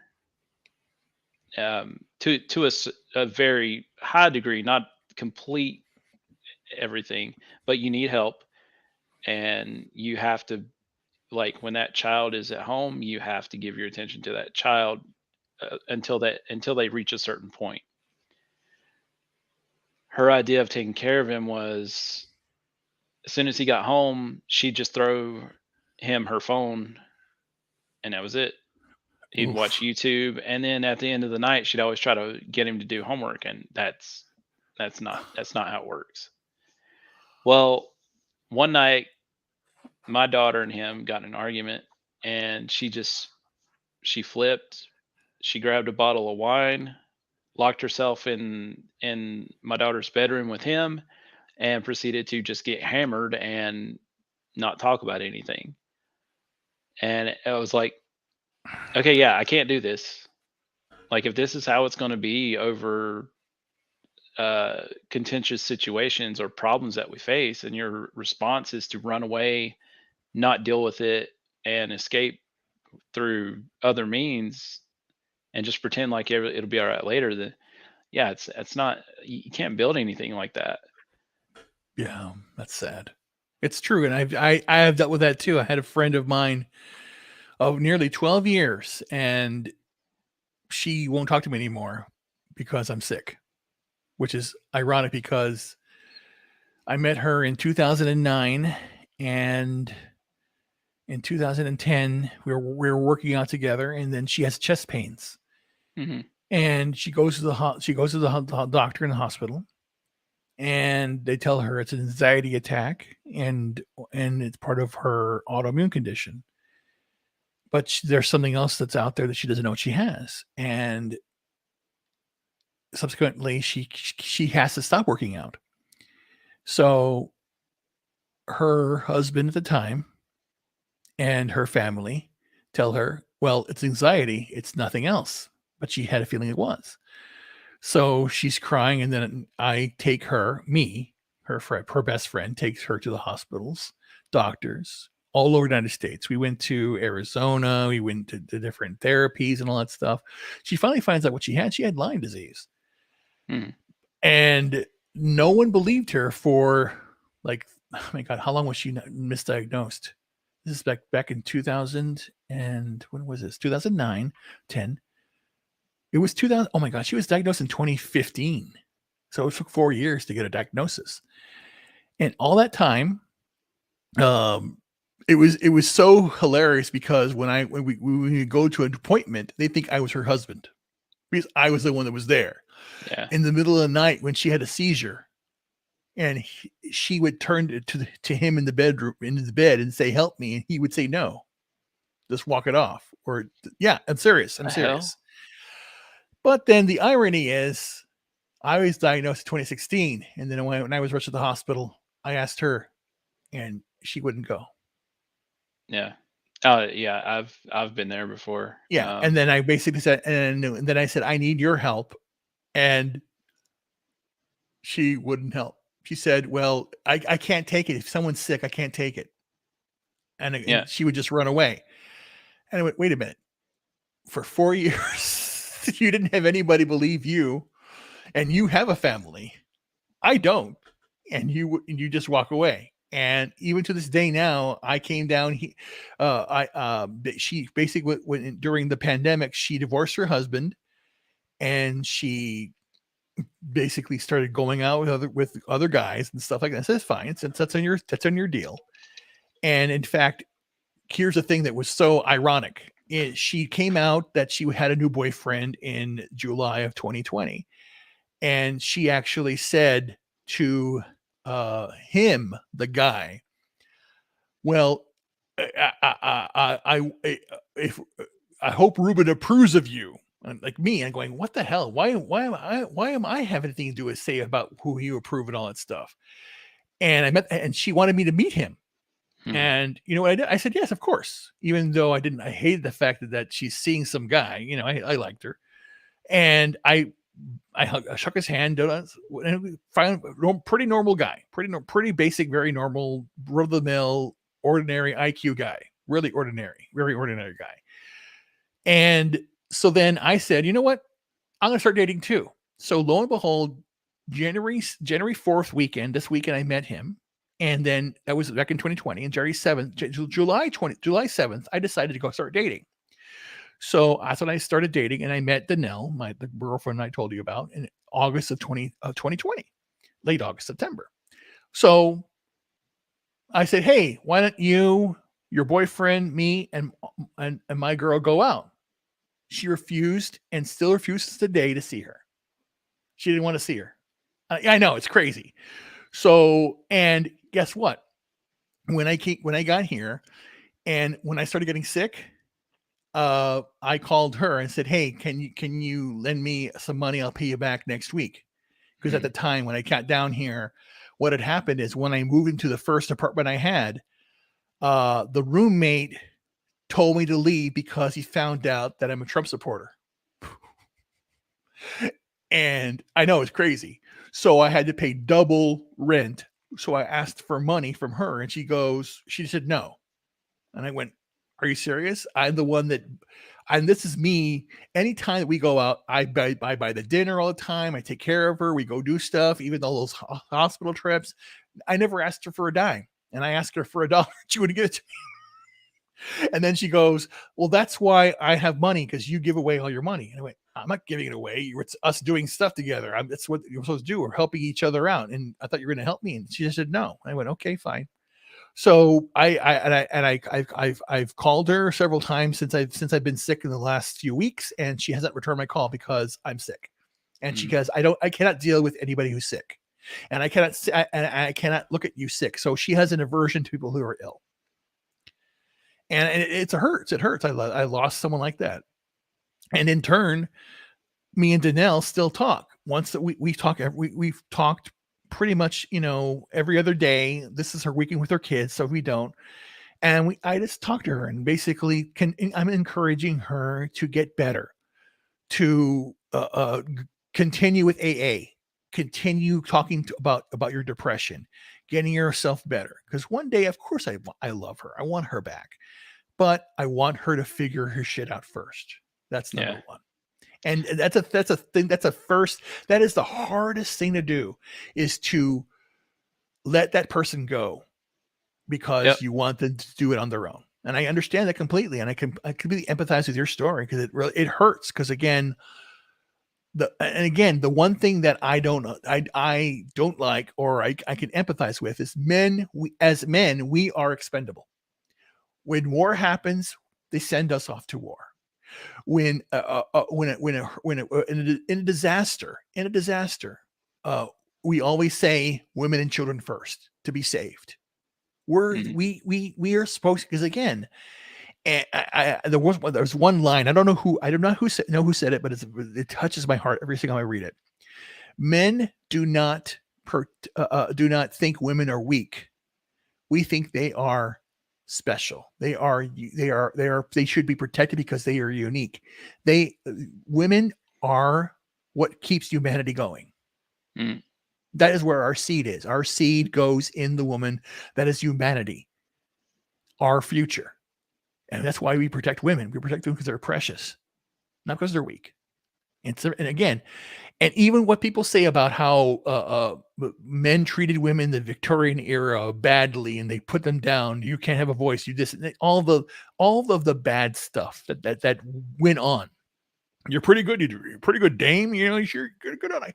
It's it's not it's not meant to belittle at all. But again, even in that time, in war and in crisis, men protected women. And we ourselves don't take care of ourselves innately. We take care of ourselves last. Because if you had a child and you had a wife and you had a little bit of money for food, you would feed them Yeah. first. You know, you take care of them first. It happens. And I remember a story. We had a microburst in Chicago, and I was over at my friend's house, and she asked me if I could take her kids to karate practice because she had to go run another errand somewhere. So I said, fine. So they went out. Then one kid was going to go with her. One kid was going to go with me because one had to go to music, one had to go to like karate. So whatever. And what happened is the megaburst happened immediately. It was a wind, hail, damage. It destroyed her roof, and it damaged her car and my car. But guess what happened? So it happened so fast that it happened. The kids in the car, she's screaming. So I go out there, get pelted all over, hit with rocks, with the hailstones. Get the kid out of the car, bring him in. And she's screaming that she doesn't know what to do. So imagine if I wasn't there. This poor kid would have gotten bludgeoned by, it hit her car. It made dents and everything like that. It was bad. So again, I didn't care about myself at that moment. My moment was take care of the kids, save the child. He's right there. And again, I'm big enough. Guy can go underneath me and I'll get him out. It's a little 9-year-old kid. I'm going to get him out of there. So I did that because that's what you should do. Men step up to the plate, but we need, as a fellowship and as men, and everyone that's out there listening right now, the majority is men. We have to take care of ourselves. And I know it's hard, and I know I need to do it. And Nick, you said my first step to take care of myself was to come down here to Florida. And that's why I came here. I looked around what I needed for my condition. And overall, I am deficient in vitamin D. So I need the sunlight. And I'm trying to do well. And I've also lost weight. I've lost almost over 40 pounds now since I've been down here. And every day I weigh myself. Every day I take care of myself. I know I put in the app, and I cook my own food. I do that. I try and do well by myself, and I continue to do it and continue to help everyone else in the fellowship. That's important. Have you, as far as your autoimmune stuff, have you looked into the carnivore diet? Yes. Yeah. A lot of people that, and that's what I actually had today. I had some beef and some eggs today. Mm-hmm. And I've been eating that. And I drink a lot of water now. Again, I love LaCroix because again, 0 calories. And I stopped drinking caffeinated drinks. I haven't had a Coke in several months. I'll treat myself if I may do it this weekend. I may go and get a hot dog and have a frying hot dog and do 4th of July, whatever. But I'm cutting a lot of those things out, and I do a lot of deep breathing. I do a lot of meditation and try to keep myself happy. So that's what I keep on doing. But again, the one thing also is I do cannabis too. I've done that for many years. I haven't had it in a while now because again, I'm out of money right now. But I take the drops. I take my THC drops. I have a THC medication for CBD, and I use it all around my body. So I'm taking care of myself the natural way. Because I'm always about the second opinion. Because again, my friend had the same thing. She 4 years to find a diagnosis. Because if she had just said it's anxiety, take a Valium and you'll be fine. No, you're going to get addicted to the medication. You don't want that stuff. I don't want to be addicted to anything. If I'm feeling really, really, really rotten and lousy, cannabis, I go to bed, wake up at 6 o'clock in the morning, refreshed. And it's difficult now because again, I'm trying to get myself healing, get myself out of here and find a place to live. But again, I'm not going to give up. I'm not going to give up on anything. And that's the one thing I do want to do. I want to help everybody the benefits of, this happens sometimes, the benefits of healing and eating the right foods, and making a difference in your life. That's very simple. Yeah. I cook. I And love cooking. I love cooking. I do too. My kid, both of my kids, I think I make their moms mad because they always talk about how good I cook. Like, because I I don't know. I cook well. I don't know why. I'm just pretty good No, at it. but again, men and again, women too. Women too. I'm going to say that. But the most men I know are driven. We are driven to succeed. That is what our things. Again, we're driven to provide. Again, if we are not working, we're not worthy in a sense. That Mm, again, it goes back to that. We have to have some purpose. And that's the same thing. I remember being 9 years old and hearing my mother with her teacher friends, and it's always the same thing. Oh, he comes home. I work all day, and he doesn't. He sits down and watches TV, drinks beer. He leaves his seat up. He doesn't take care of me. Blah blah blah. All this like little things, the little bad things, but they're also good things. They're also the men that take care of the women, all that stuff. So I wanted to be that kind of man to take care of the woman. So I learned to cook. And I remember I was 9 years old. I said, "Mommy, teach me how to cook so I can help my wife when I grow up." So I learned how to cook. I learned how to bake. My mother did this amazing thing. She would make cakes. She would make pastries. She would do wonderful dishes. And then I did the same thing. I know how to make my mother's recipe for Thanksgiving dinner, all of her famous things that she did, my grandmother did. I know all those now. And I've taken those and made them my own. I've added different things. I've added different stuff. Yeah. Cannabis is the future, and natural healing is the future. Darius just said that right now. It's important. Yeah, but that's what I'm saying. Because again, right now you have kids. I say kids. Anybody younger than 54 is a kid to me. But you have adults who can't even boil an egg, who don't know how to cook, don't know how to know how to do a damn thing in the kitchen, and just go, "Oh, I'll get my coffee at Starbucks." You can do it yourself and save a freaking mm. ton of money. God, it's so crazy. So, okay, so here's a question for you. Do you think, because it's definitely happening, Mhm. guys are doing more home upkeep than they used to? Do you think that's playing a part in why women are having? I'm trying to think how to word this. They Instead of the traditional stuff, they feel like they should be more of a pampered person that doesn't have to do anything and just get everything handed to them. Yes, men are doing. Sorry, sorry, men are doing a lot more. Sorry, well, hold up. No, it's fine. I'm fine, guys. Basically, what happens is my muscles and my throat, the esophagus, start to twerk around and act weird. I'm fine. My No, men are doing more now in the family, especially now because again, in the last 2 years, the majority of people in my industry in technology, we don't. I don't need to be in the office doing anything. So I have set up my office to do this stuff and work. So it has been work. And again, yeah, we have done a lot together. Excuse me. Shout out to Epic Mike in the chat. Epic Mike, you are Epic Mike. I got one thing to say to you. You are vastly intelligent beyond your years. Every time I hear you speak and give a rant or give an explanation or everything you say, you impress me, sir. I swear.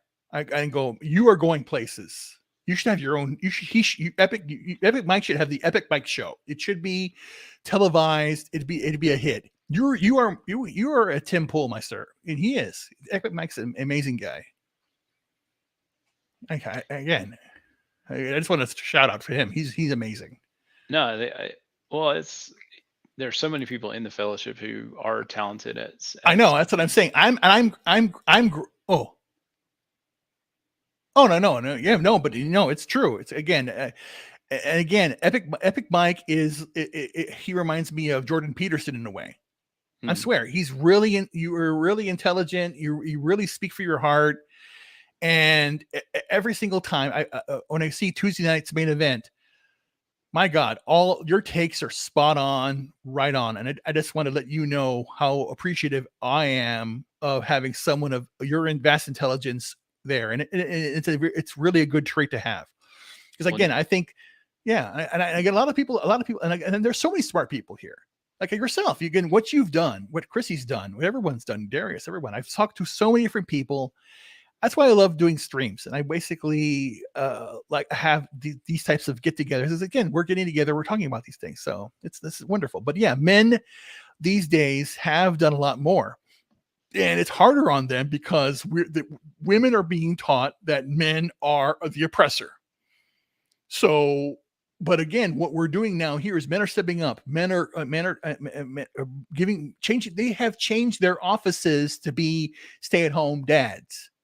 And they, again, I've heard stories of men who, well, my wife's now working from home, so and the kids needed a place for school, so I went ahead and redesigned their play area to be for the school. And my wife needed this, so I did that.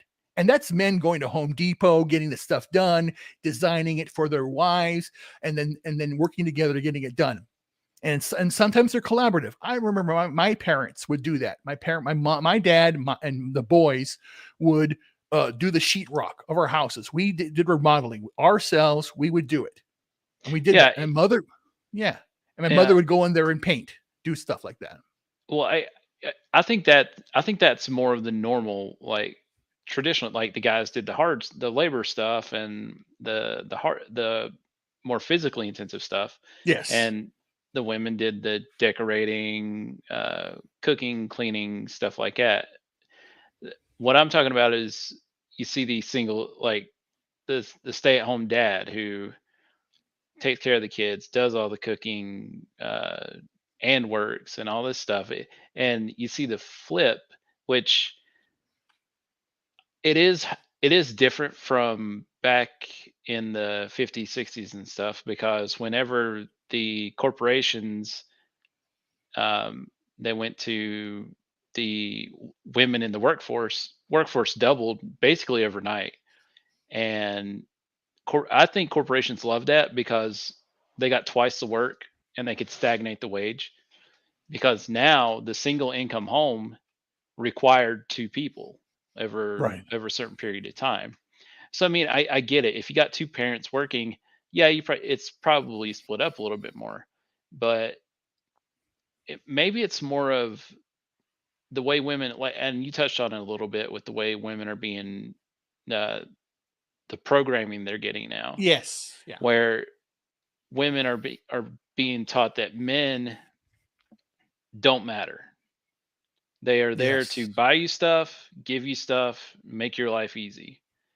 And I think we got to figure out how to change that, because that's not how any decent relationship is going to work, especially if you want to build a future. I think anyone, even successful people who push this bull crap, they know better. Like the CEOs of these big companies, their kids don't have phones. Their kids don't watch TV. That's true. And the people that, yes, you're going to have people who have the trophy wife, who's the supermodel, and all she does is look good and be the wife. But I think for more middle income regular American couples who are successful, both people are contributing and building things together, and they respect each other, and they realize that without the other, you're not going to be where you are. And like, how do you get back to that? Well, basically, again, we have to do the hard work, and the person that really spoke to this to me through passing was Nick Rekieta. Nick Rekieta had a interview with Eric July, Rungripa, and he said something. He had just gotten married, Eric July, and and Nick Rekieta said to him, "So okay, so when are those kids coming? When are those kids coming?" And again, it boiled down to one thing. And I'm not paraphrasing what Rick Rickard said.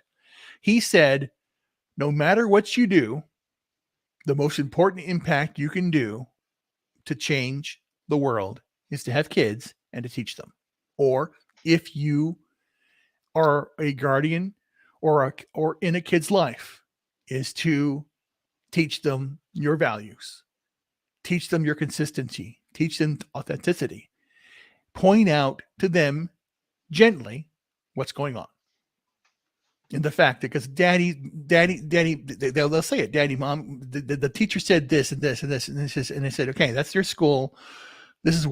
I'm your dad. This is how it works. And be a good parent to your kids. Yeah. And teach them well. That is the way to do it. And again, I, even at 54 now, I want to have kids. I want to have kids now. I would love to raise a kid. And that's why, again, Danelle has 2 kids. And again, she's still in dealing with her stuff. And if I'm with her in the end, of course, I'd love to raise the kids. I'd love to teach them. And she's even expressed the same thing. She says, I would love my kids to learn more from you because you're so intelligent. You talk about so many different things. And I go, that's the whole idea. We have to teach the next generation. It's not about, I'm not going to teach them that person's bad, that person's this. No, I'm going to teach them my values and teach them what I believe in, what a good person is and what good character is. I am going to tell my kid one thing. I don't know everything, my child. I have been through these things. I get angry at you because I see that you're going to do something that I have already done or something that you shouldn't do. It's not because I don't like what you're doing. It's because I have seen that I have lived a life. That is why I do these things. And it's funny because every opportunity I have talked with a child, and it goes back to my friend I told you before that left me because I was sick. I met her son. I've known his entire life since he was 18 months old. And 18 months old, I would buy the kid books and stuff like that. And the kid would just rip the books apart. And I said, okay, fine, whatever. I wouldn't get angry. But anytime the kid did something wrong, I would instantly try to talk to him and rationalize him. And she'd go, what are you doing? Talk to him like he's 10 or something. He's a kid. He's a baby. He says, well, I want to be consistent in the fact that, no, don't do that. This is what you do. And try to explain to him. And that consistency stays through. And the one way I do punish a child is basically, I keep a catalog of the clothing, the gifts that he gets. Like I think, hey, you did great today in school. You got straight A's. Here's a toy. You can have it. The toy that you wanted, you can have it. In turn, if he does something wrong, what I do is, okay, the toy I just gave you, I will get it back. And I will hold it for a week until you learn that you should have done that. Because again, that's the whole idea. It's basically, because again, actions have responsibilities, have consequences. You teach that in a child. Going right to corporal punishment is, in my opinion, a bad thing. Does it have to happen sometimes? Of course it does. Sometimes your kid will do something completely stupid, usually when they're a teenager. And sometimes it may happen when you have to have corporal punishment if they keep doing it over and over and over again. Just like if they go out and if they take the car without you knowing, and for a joyride come back, hey, you don't get the car for a month or 2 months or 3 months, whatever, like that. But again, if it keeps doing it again, then again, that's how it works. Hey, Sean in the chat, we are doing fine. We are just here.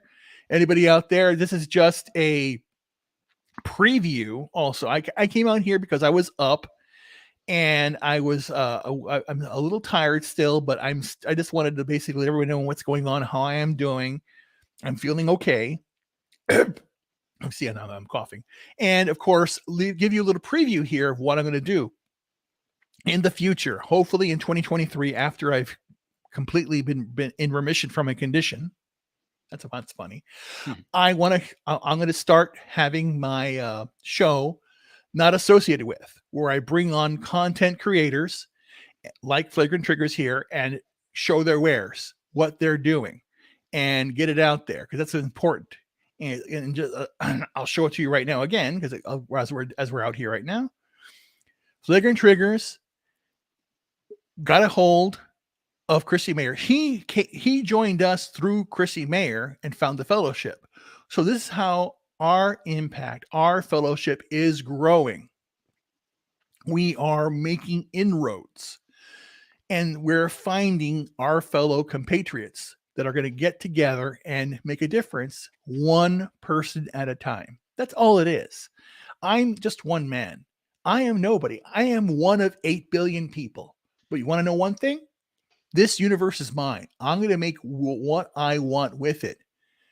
I believe in myself. I believe in what I'm doing, and I believe in each and every one of you. I care deeply about you. I see great things coming. There are so many people out that are doing so many amazing things.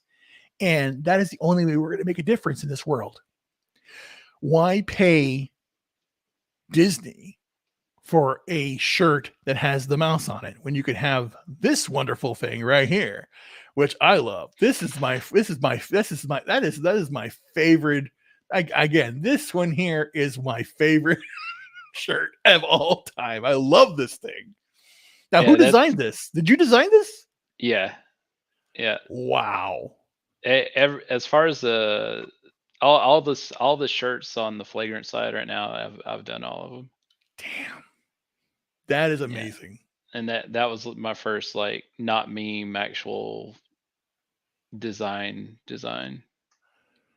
Damn, that is so good. No, I'm just saying it's an amazing shirt. It's incredible. All this stuff. Pretty sure that's the one I'm going to wear to the meetup too. Yeah, do that. Oh my god. Oh, look at that one. Oh, Yeah, look how different colors. Oh gosh, that's crazy. Yeah, yeah. this I one I should. like that. I like this one. I don't know this color here because again, I think I have a shirt with the same material. It's very soft. It just it's a very good quality material. Wow, awesome. Man, this Yeah, is crazy. oh, yeah. So with my kids, like especially my daughter, um, like I'm trying. One of the things I think that's wrong with kids today and teenagers and even young adults is that they don't know how to genuinely have a sense of fulfillment because they aren't doing anything that actually is fulfilling. Like they don't have a sense of accomplishment with anything. And I think that's why a lot of them feel like they're victimized about everything because everything's handed to them. And then when they're faced with some kind of adversity, they don't know how to handle it. But so right now, like I'm trying to teach my daughter like we're doing gardening. Like it's just we got a couple of pots and some plants and we so like there's this box mushroom grow kit Hmm. and I started it at the end of last week because it said it'd take like a week to 2 weeks for it to grow, and it's just this brick inside a box, and you put Hmm. water in it, and like nothing was happening. And then I go check on it today, and the box is blown out, and there are freaking mushrooms everywhere. Wow. And so I was hoping they wouldn't start until she got back, but tomorrow she'll get to see them tomorrow, and Take then pictures. oh, hold on, I'll show you. I'll show you. Give me 1 second. Wow. Uh, Yeah. but yeah, like it. And one thing, when I was a kid, and I mean, this is probably going to sound pretty sad, but when I was a kid, the only interaction I really had with my parents was if I did something wrong. And when I did something, and I think that's not something I want my daughter to feel. So when she does something right, like with taking care of her plants, cleaning her room, or doing well in school, like I tell her, like I'm proud of you. That's awesome. Yeah, I had the same. I had the same fee. I had the same thing going up. Not that I did anything wrong, but oh my god, what do you got there? Okay, so this is it, right? Uh huh. And there's a brick in here. Yeah. And imagine you cut out this part and then you just put water. Right. And this is what I Wow. checked on it today, and they're literally blowing out of the box. Damn. And so I'm hoping by midweek this week we'll be able to harvest them and Nice. actually cook them. And yeah, Oh. and she's got a green bean plant outside. It's doing pretty well.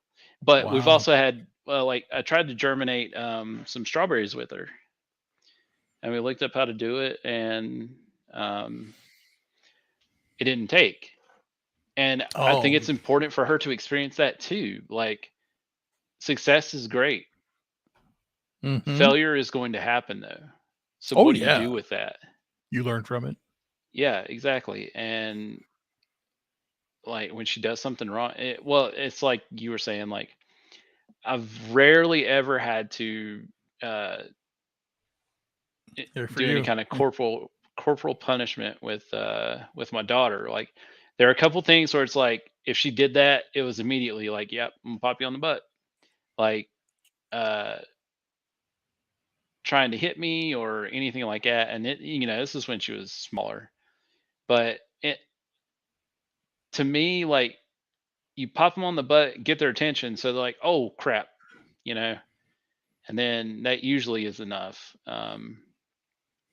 But yeah, like I usually just whenever she does something wrong, it's like, "Hey, you did this, and that is wrong, and you know better."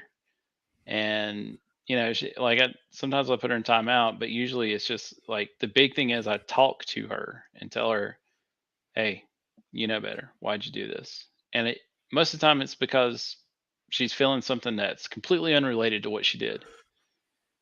Right. But I also got lucky because both my kids they're pretty good kids.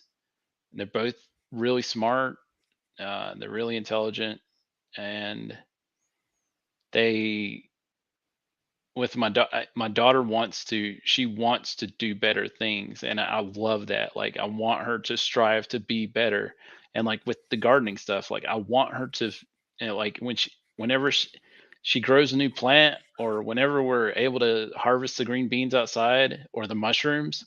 And because I want her to realize, like, hey, this is going to feed us.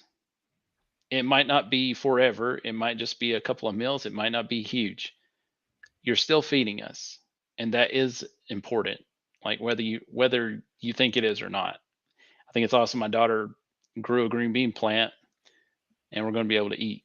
And I don't know, I just I want my kids to do better and have a better emotional relationship, I guess, than I had when I was growing up. Yeah, but um you did that because you felt a certain way. Because I know myself growing up. Because again, the one how would you say it? Not that I was upset about it, but I understand, and now I have empathy for it. Was growing up, all of the kids played instruments. My little sister for a semester played clarinet. My brother Paul played bass clarinet for about a year and then switched to bass guitar. And then my younger Chuck, my other brother Chuck, also did bass clarinet and then did guitar. And then he actually put out albums. And in fact, my younger brother Paul, Chuck, and myself have albums. I have one album out with the Chicago Brass Choir that I did back in 1999. We're all musically inclined. But it's funny because my brothers, both of them, guitar and bass, had concerts, and rock concerts, and mm, my parents would tout their concerts and go see them. I'm the oldest. I play the horn, and my parents never heard me play. yeah, like They that's did. They didn't understand. They didn't understand the horn. yeah. They didn't, and they never. I went to state. I went to all state player, and I played. I've written music. I've had it performed, and I've been in orchestras, and they never heard me play. Because, but I get it because again, to them, it was my dad call it as long haired music. He didn't understand it. And there were a lot of things my father didn't understand. My father and I had a very interesting relationship. in that regard. He's a very simple guy. Uh, he was in the Navy, and he was for work for my father was manual, Mhm. using your hands. I use my head, and I told him, I said, well, I told him, I argued with him. I did argue with him and said, I'm not going to work with my hands. I'm going to do something with my brain. And he basically said, you got to go out there and do, and again, I did still do physical stuff, but I did it in a different way. I love gardening. I love designing and building things. We did things in our house. He taught me how to change a tire, how to jump a car, how to do these things. He did, yes, he did that, but he wanted me to be more physical and more of that. And it wasn't just who I was. I was something different. And we came to an understanding as my mother passed away. She passed away in 2012, and in fact, I was in Chicago when it happened, and I came down for the funeral. And Christmas morning, I was the only one there, and he had a massive heart attack that day. Christmas, December 25th, 2012, he had a massive heart attack, and I saved his life. I was the only one there. And in fact, I went back to Chicago, put all my stuff in storage, and then lived with him for a whole year to take care of him because he wasn't taking care of himself. He was Mhm. eating Campbell's soup out of the can, would pour it, microwave it, and eat that. And I said, no, natural stuff, this and that. So I changed his entire diet and cooked for him. And it hit me when he ate my food and he cried because my mother taught me, and he hadn't had his wife's cooking for several years because she had already been in the hospital. So when he ate it, he says, "Who? How did who? How did? Oh, he was saying, who taught you? My mom did. That's why I know how to cook." So he basically did say that he was sorry the way he treated me growing up, and that and again, I get it because he was a victim of abuse. His stepfather really did a lot of abuse on him. He would beat him. He would lock him in the shed for during the hot sun. And this was back in the 40s, and he was treated really, really badly by his stepfather, and it affected him his entire life. So I knew growing up that that was also his demons, and he would turn to the belt right really quickly because of that, because that's how he was taught. And that was that, Mhm. and again, that's a painful thing that I understand and empathize with him to a certain extent. That is why growing up I didn't want to have kids, because when I was growing up and I was thinking about having a family, that did scare me because I did not want to do the same. I didn't want, not to abuse, but I didn't want even to. I never wanted a child to ever be afraid of me and fear that I would hit them. I wanted them to respect me, but not fear me. And it took a long, long time for me to get over that and to realize that no, I'm not going to hit a kid. And that's why whenever I have the opportunity, it was always to talk and empathize and find creative ways to discipline and to teach a child. And again, I've done that now, and I want to continue to do that. And it's a learning process. So I never want to stop learning. I never stop learning anything. And that's Mhm. what I'm trying to do every day. Yeah, yeah, my dad, same thing. He he was abused a lot when he was raised, and it definitely affected the way he uh, acted throughout his life because your your environment does shape who you are. Um, but yeah, like when you're talking about the horn thing, Mhm. uh, I've always been pretty good as far as being athletic and stuff like that. My sophomore year, was starting varsity on the football team. My parents came to one game, Yeah. and after that, I was just done. And Right. I don't want my kids to feel that. Like if my kids are doing well with something, I want them to know that it's it's awesome, and if they're putting forth effort to get good at something, that means something to me too. And I think every kid should feel that way. And I think I honestly think that's a big disconnect from uh, that generation. Like, so my grandparents, or the two generations ago, they they did the hard stuff.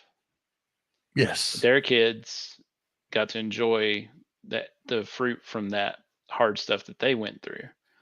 And I think that started this whole lax thing of uh, shirking some responsibility, like not as much, not a lot, just skipping out on a little bit at a time, And I think it's led to where we are today.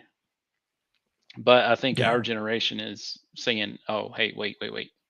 Like as we got older, we're like, "Yeah, we need to rectify this a little bit." We're So, saying, yeah. and it's things are getting pretty out of control. Kids are Yeah. basically watching stripping and being taken to Yeah. stripping events Yeah. and watching naked people walk down the street and shake their genitalia at them.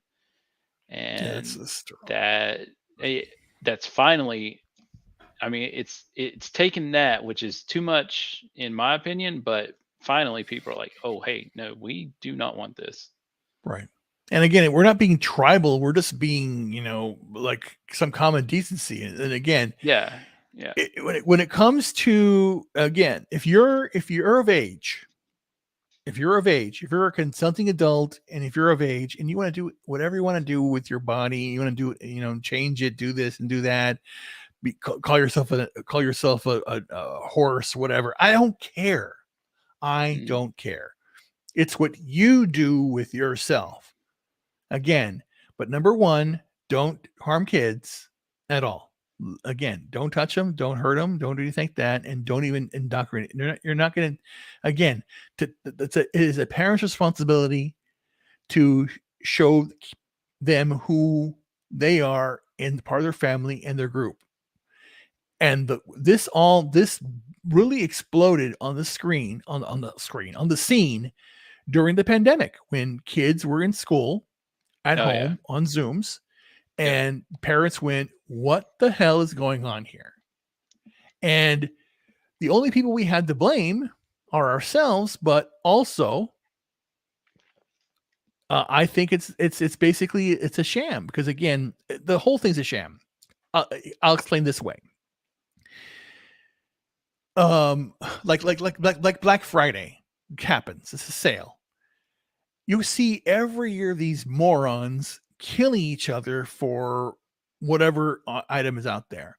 It's all a consumerist society, and they want you to consume. And I have realized now how much garbage is out there, Mhm. more so than that. But then they are now saying, no, it is not garbage. It is what it should be. So, be it the latest toy or latest tech thing or whatever, or doodad or whatever like that, or or content show that's out there, and then you have to like it. You have to take it in. No, I want to say no. So, like I said, I made a conscious choice not to eat certain foods anymore. I made a conscious choice not to consume these things. And also the same thing, I'm not going to assume anything that's going to be negative, have a negative impact on me. And if I recognize this has a negative impact, kids don't. Kids can't. They can be so easily manipulated, and that is what we have to stop. They are not formed yet. Their brains are growing. We have Eh, to protect them. one thing I am really proud about, and it's going to sound silly, but one thing I am proud of with my daughter, she has Hmm. still never had a soda in 7 years of her life. Wow. Yeah, and Yeah. she's accidentally sipped one by accident, thinking it was her drink. She Oh actually no. does not like them. Like she's just Yeah, like yeah, that taste. because that's because that's one thing that I realized, is because growing up, our thing was Kool-Aid, Mhm. And we made Kool-Aid again. We would pour the water, get the sugar out, pour the whole cup of fucking sugar, pour it in there, do the thing, and then do that. Yeah. And when my mom and dad let Coke into the whole thing, not cocaine, Coke, Coca-Cola. Uh, we would have I would drink a whole 2 liter for dinner. I would have dinner, have a Yeah. drink, and it's again a 2 liter bottle is about 2 of these or 3 of these. This is water now. I'm drinking water, but again, yeah, it gets a toll on you. It's bad. No, like that. So, That's absolutely my hardest thing right now. But I I also but what have but with what my happens? You want to know what happens if you just drink water and no sugar for a month, and then you go back and drink a Coke or drink something sweet, it's going to be too sweet. It's yeah. going to be bad. So I say, and then that's a killer. Cut out the sugar completely. Do as much as you can. Do that, and then drink a lot of water and do a lot of breathing. Because again, breathing is a key to life. That actually is how you lose weight. You lose weight through your breathing. You don't lose weight by sweating it out, shitting it out, working out. It's deep breathing. That's how you get it done. And it's scientifically proven. Because again, every little kid knows what do we blow out? Carbon dioxide. What do plants give us? Oxygen. So that is the exchange. Mm. That's a symbiotic relationship we have with plants. Well, it's And yeah, we're absolutely aerobic too. We yeah, can't do anything without the oxygen. exactly. Uh, what it is? Are you Yeah, tired? Are you tired? yeah. I'm getting a little Yeah, yeah. tired. No. I just no, no. Go ahead, and I just wanted to basically say it's. I thank you so much from the bottom of my heart. When my channel does launch, I want to Oh, bring you back and get you back on here doing things. What is this? Hold on here. What did he say? You have drinking water unless I'm drinking alcohol late at like that. I don't know. But no, I wanted to thank you. Definitely stay in contact. I want to oh yeah, promote definitely, your man. stuff and keep it out there. And then okay, so we'll be meeting in the future. We'll be seeing other on streams again. And basically, like I said, I'm always here to help out. I'm always here to promote. Always here to help everybody here. So yeah, just you can tell everybody a little more about yourself, where they can find you, and everything about you. Well, the website's Flagrant Triggers. I am Chrissy Maris humble little T-shirt merch or merch vendor. Twitter's at Flagrant Trigger, not Triggers, and Instagram is Flagrant Triggers, and the Facebook group is Flagrant Triggers too. Um, Nice. Before I go, first, Yeah, thank yeah. you for just letting me hop on. I will be working on it. I've got the channel name and everything on YouTube, but I will be working on getting a channel up. I'm trying to figure out what route I want to go with it. Um, but as far as you and who was the other guy? I keep forgetting his name. Which one? The other guy who's having Oh my trouble. god. Oh, Sean? Nope. Wait. Um, you linked it earlier. You linked Oh my his god. Oh, Drew. Drew. what's his username? Supreme Heretic. Yeah. Sorry. Okay, so dude, how do you feel about getting someone to do some art, and we'll get together and I will put up a shirt for some fundraising for you guys. That'd be nice. Yeah. Here's Supreme Hair Drew. Drew's a great guy too. Yeah. Okay. Yeah, definitely. Yeah. Um yeah, get in touch with him. You got my Twitter and stuff. Yes. Because yeah, just like you, man, I don't mind helping people, especially if it's for a decent cause, man. And like Gary and them, they want the fellowship to grow. I want the fellowship to grow.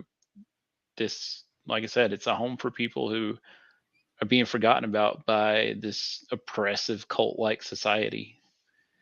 Yeah, and I do appreciate that's the whole point. That is why I say that we are going to do this at the ground level.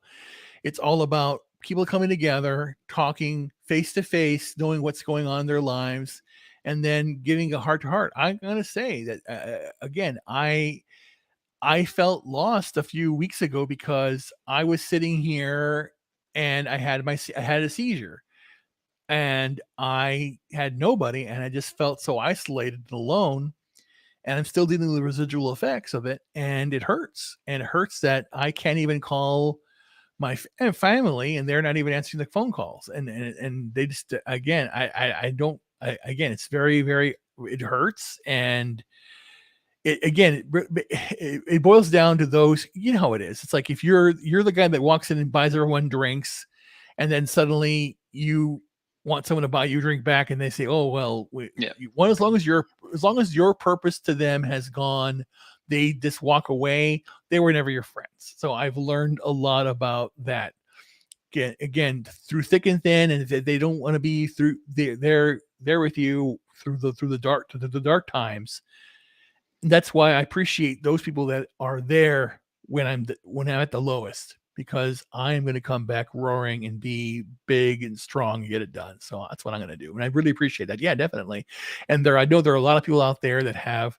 Because I may have cancer. I may have a cancer. I have a growth right now in my gut that hurts all the time, and it's hard. It's a hard mass, and I don't know what it is. I had to spend like what $20,000 just for them to look at it. Now they want to do a biopsy, and I can't get anything done right now because I that's what I said. I got to get work first. So hopefully I get this job wrapped up by the end of the week. I can start working, start bringing in the big bucks again, and then I'm going to schedule some time to get this thing looked at and maybe get surgery done, which I've never. I don't know. I just want to get it done and get this thing taken care of. Man, So that it's gonna hurt. if you want to scare me, say that word around me a lot because that's what ruined everything for me. Sorry. But yeah, hopefully it's not. Hopefully you No, have but some no, much no, better. because again, because I hope it's not. I hope it's just a benign tumor, but it's a big ball of crap. It's hurting me Mhm. a lot, right? And then again, yeah, and I noticed it because again, I've been wearing shorts down here, and then I decided to put my pants on. They wouldn't go up, and go, wait a minute, my weight's dropping. What's going on here? And then I looked at it and go, what the hell is this thing? Mhm. So then I immediately went to the doctor. And, oh, it's a mass. It's a tumor. Okay. Well, well, you have to do some tests, and they want to do all these MRIs, this and that, and then my insurance didn't even cover it. I was denied. My insurance denied them doing that. I said, "Are you freaking kidding me? I have this hard thing there, and you won't have." So I had to pay out of pocket. I had to pay $6,000 for a freaking test. Man, Insane. And I said to I can't myself, believe "Shit, your what do I do?" insurance wouldn't cover it. I know they wouldn't. They said no. No, because and I went, "Oh my god, you guys are insane." They wouldn't cover it, and I went, and I just said, "To hell with it. I have to pay." And then now I'm in trouble, and now I'm about to be evicted in this place right now. So I'm going to look for a new place. So I don't know. It's crazy, but no, but yeah, I appreciate it from my whole heart. Everything you're doing. Let's stay in touch. Keep going. But thank you so much for Yeah. being here. Anything else you want to say? No, just yeah, get a hold of Heretic, and if we can get something set up, get somebody to do some artwork or something. Yeah. I don't mind putting up a shirt for a while to see if we can help you guys out. Yeah. I'll get you connected with him. Yeah, we'll work it out. So yeah, all good. But Okay. anyway, you hang in there, buddy. You take care, and we'll Yeah, you talk to too, you soon. man. I'm gonna wrap it up here myself, but yeah, we'll talk soon. All right. Have a good night, man. Yes, sir. Take care. You too. Yes, sir. Bye. That's amazing. I am so happy. Flagrant triggers, everybody. Let's give a round of applause. A round of applause. A round of applause. Anyway, we're gonna wrap this up here. It's oh my god, it's 3:10. I did not know this. Holy crap! What the hell's going on here? Anyway, but I'm gonna get some rest and some sleep soon. But I just wanted to let me see who's out here. Let me go out here and let's say goodbye to people. And here, new comments. Okay. La, la, la, la, la, la. Yes, we got the Supreme Heretic. Thank you to Darius Munshausen. The wrench with the minch with the best ever care. And then we got here. Yes, yes, yes, yes. We're going through here. Thank you. God bless. Thank you, sir. Thank you, sir. Yeah, we go. What is this? Just got done when I get. Okay. Yay, yay, yay, yay. Gets phone Paula. Nothing. Every little dollar hurts, helps. And clap, clap, clap. Thank you so much. So basically, like I was saying to everybody out there, so I do have a Odyssey account that I'm going to be bringing it alive soon. I wanted to have it done the spring of this year, but unfortunately, due to my condition, the reemergence, I want to go back in regression so I can get back to life. So that's what's going to happen. So make some prayers also. I'm going to start working again very soon. Hopefully money will be coming back in. I can get back on my feet. I can, find a nice place to live and get back with my life again. That's my whole goal. But I will be put the account I have on Odyssey. It's called Not Associated With, and it's a whole play on what was done to Geeks and Gamers by Zack Snyder. I'm going to do the same thing here at channel, and that channel will just be like what we're doing here, what we just did, all out of the blue. Having a content creator come on here, talk about their life, their website, their wares, what they're doing, what they're trying to get out there, because it's all about reaching out to you amazing people out there. And hopefully, if you see this stream, if you can give, please do. I really need help right now. If you can, if not, I just send your prayers. Keep me in your thoughts, because again, the fellowship is only as strong as our weakest link, and I'm here to be a strong pillar in the fellowship. That is all I want to do, is help everybody here succeed. And again, the whole thing here, he learned about Chrissy Mayer. He connected to FNT and then went ahead, and that's what he did. And again, that is a beautiful thing, a beautiful story. And we all have beautiful stories. We're all beautiful people. So I'll leave you with my parting thought. It's something that I've always said to myself. Today is the best day of my life. I'm happy to live in a country called America. I am dissatisfied with the situation right now where people's speech is being silenced. I'm all about free speech. And again, I don't care what you have to say. If you want to do certain things, I can have an opinion, say that's a wrong. But I will never say you're not allowed to say something. That's the difference.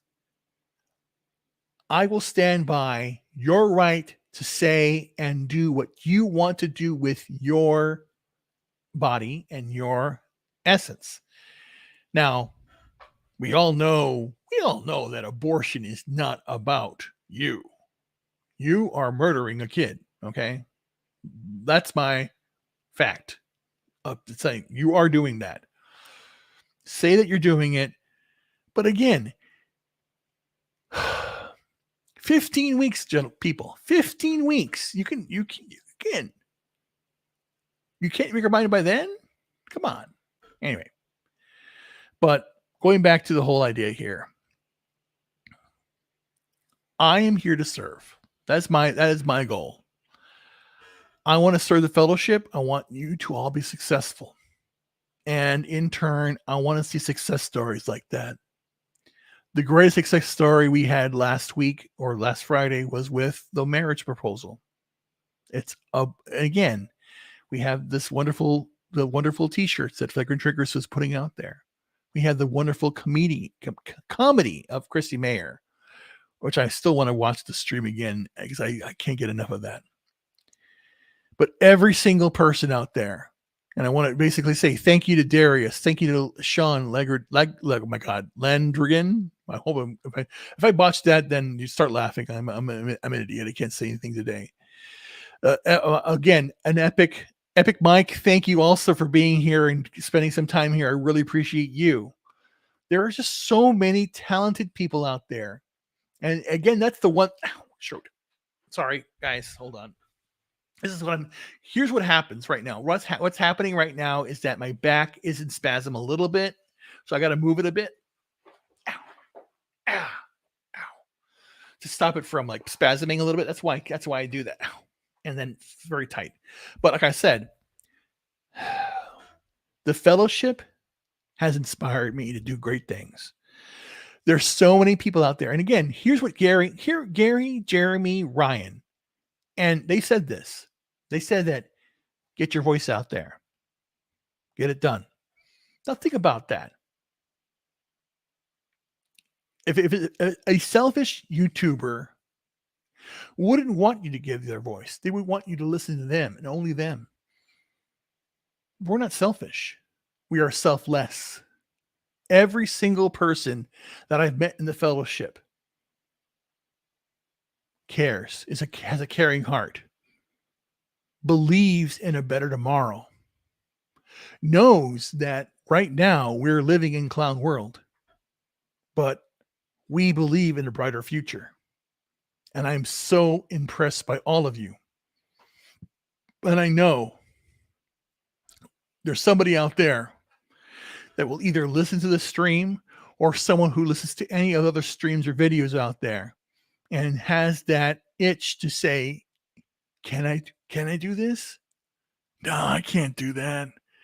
Or has self-doubt. Don't have self-doubt. Stand up. I will stand with you. I will guide you. And the same thing. I want to know more about flagrant triggers and all the different things that they can do. I want to help. I want to talk about helping out Drew, amazing man. I want to get it out there.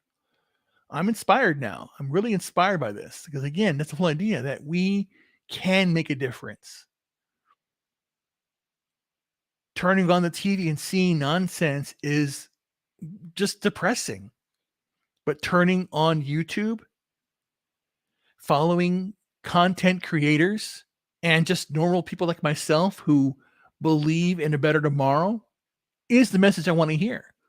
Is it going to be tough? Yes, to hell yeah, it's going to be tough. It's going to be tough. Think about it. It's going to be again. I've been doing my 13-year anniversary on YouTube is coming up next week. 13 years on YouTube, and I have about 130, 150 people following me. It was never about the followers. I make YouTube content for one thing and one thing only. I want to go back and know what happened to me that day.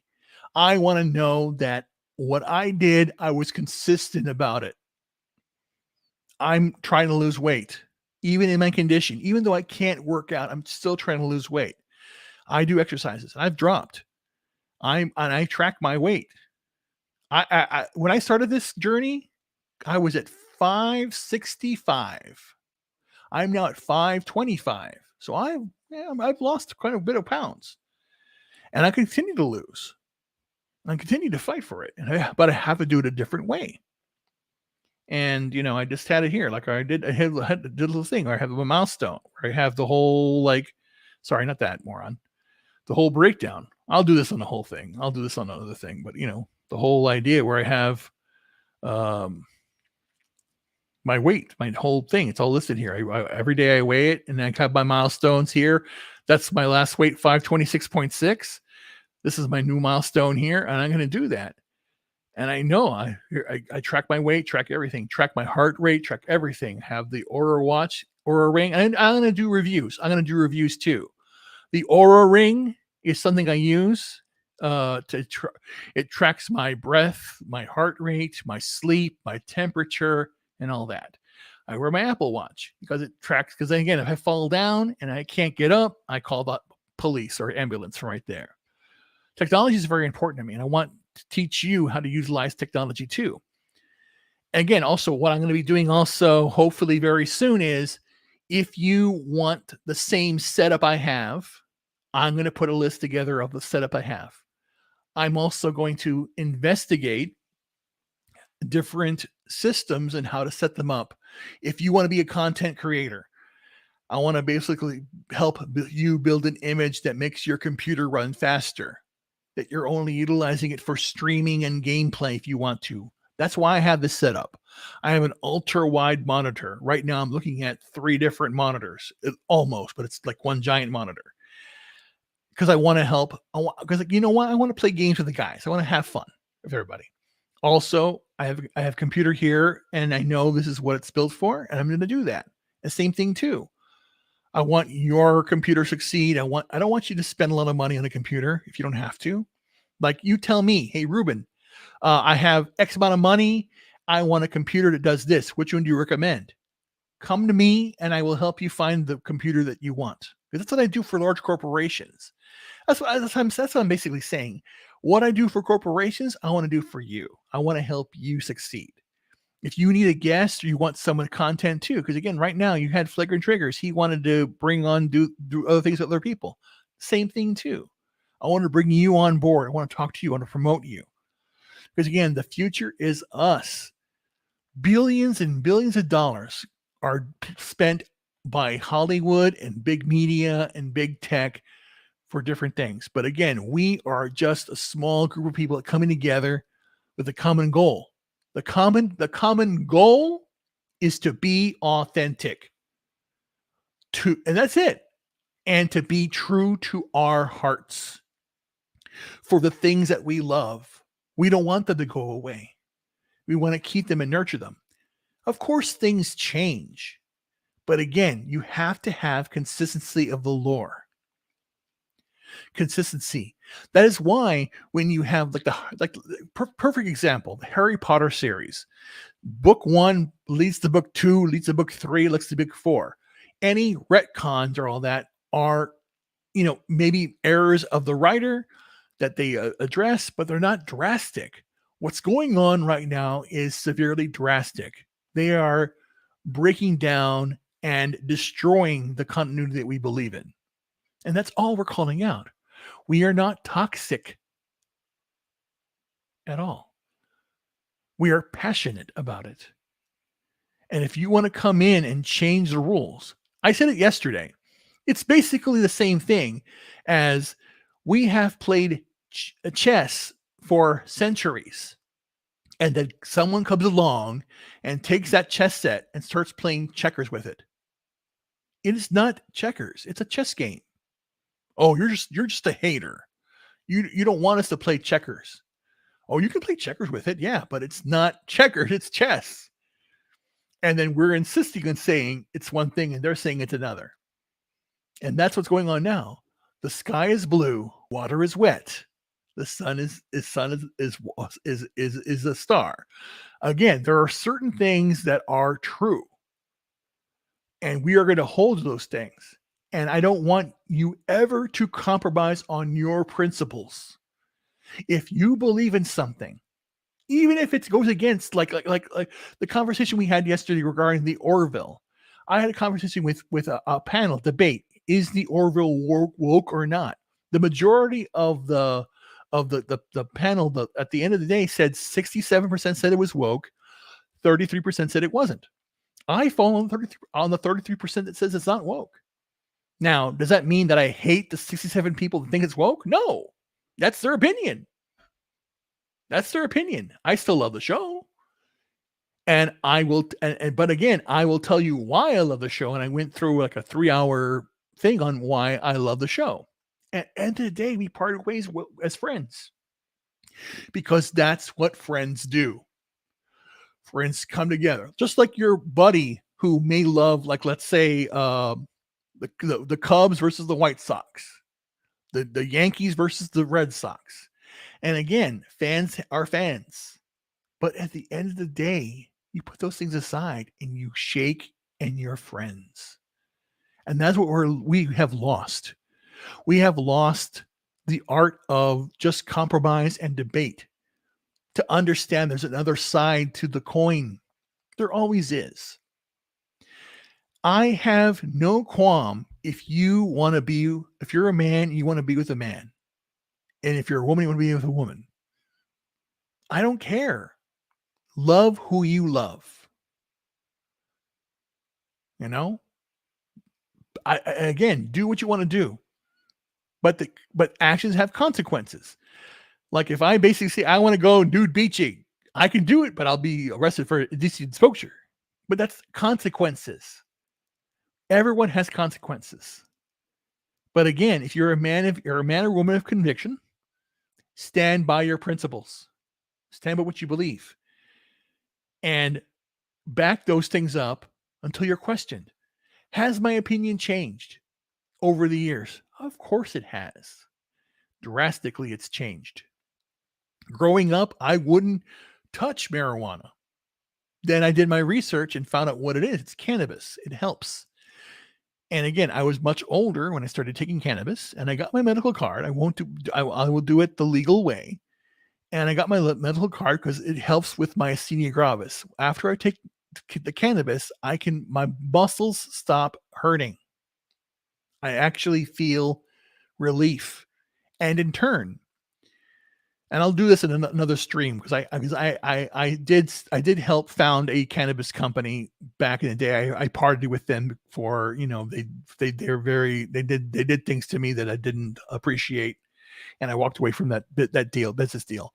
But the point is that we, in our nature, and you can do the research, and I will have a stream about this later on, but this is a closing thought. Cannabis is a benefit.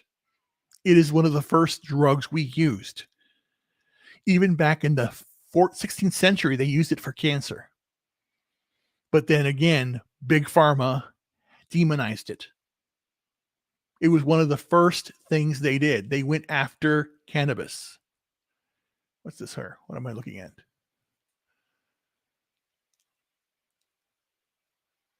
Oh, thank you. Thank you. Well, that's another thing. I've always had the gift of gab. I don't know. I do not know why that I've been able to communicate and talk to people, and always, yes, yeah. Again, that's the thing. Again, Darius, correct. Yeah, epilepsy. I take CBD. I take the CBD THC mix sometimes, or take CBD. It's perfectly fine, and it works really well. I love it. But again, I will be talking about this in the future because again, to me, it's very important because again, that was one of the big first battles that was out there.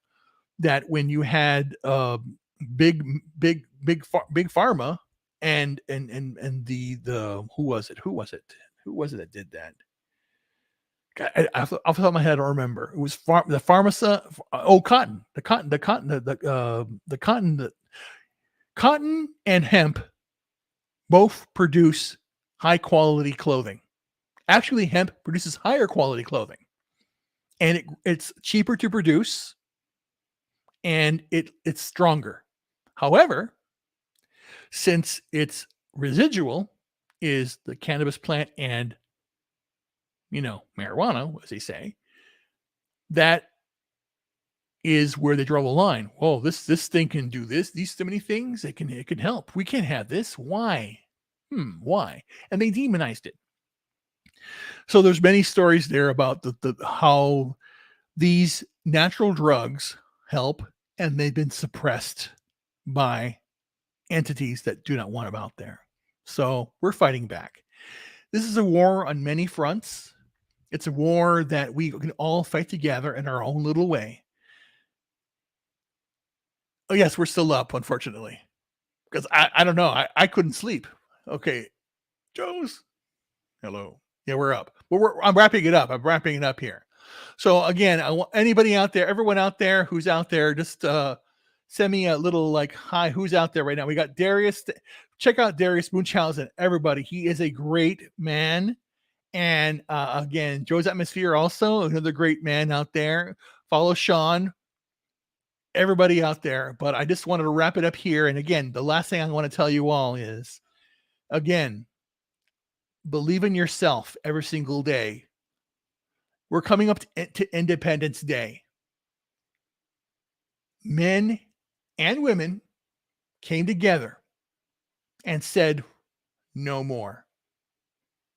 We were not being listened to. And we're going to come together. And it was the first fellowship. The colonists were the first fellowship, in my opinion. in real life, they came together. They had differences. They didn't agree on everything, but they agreed on the principles that are declared in the Constitution and the Bill of Rights. That's what they did. They said no more. They fought tyranny.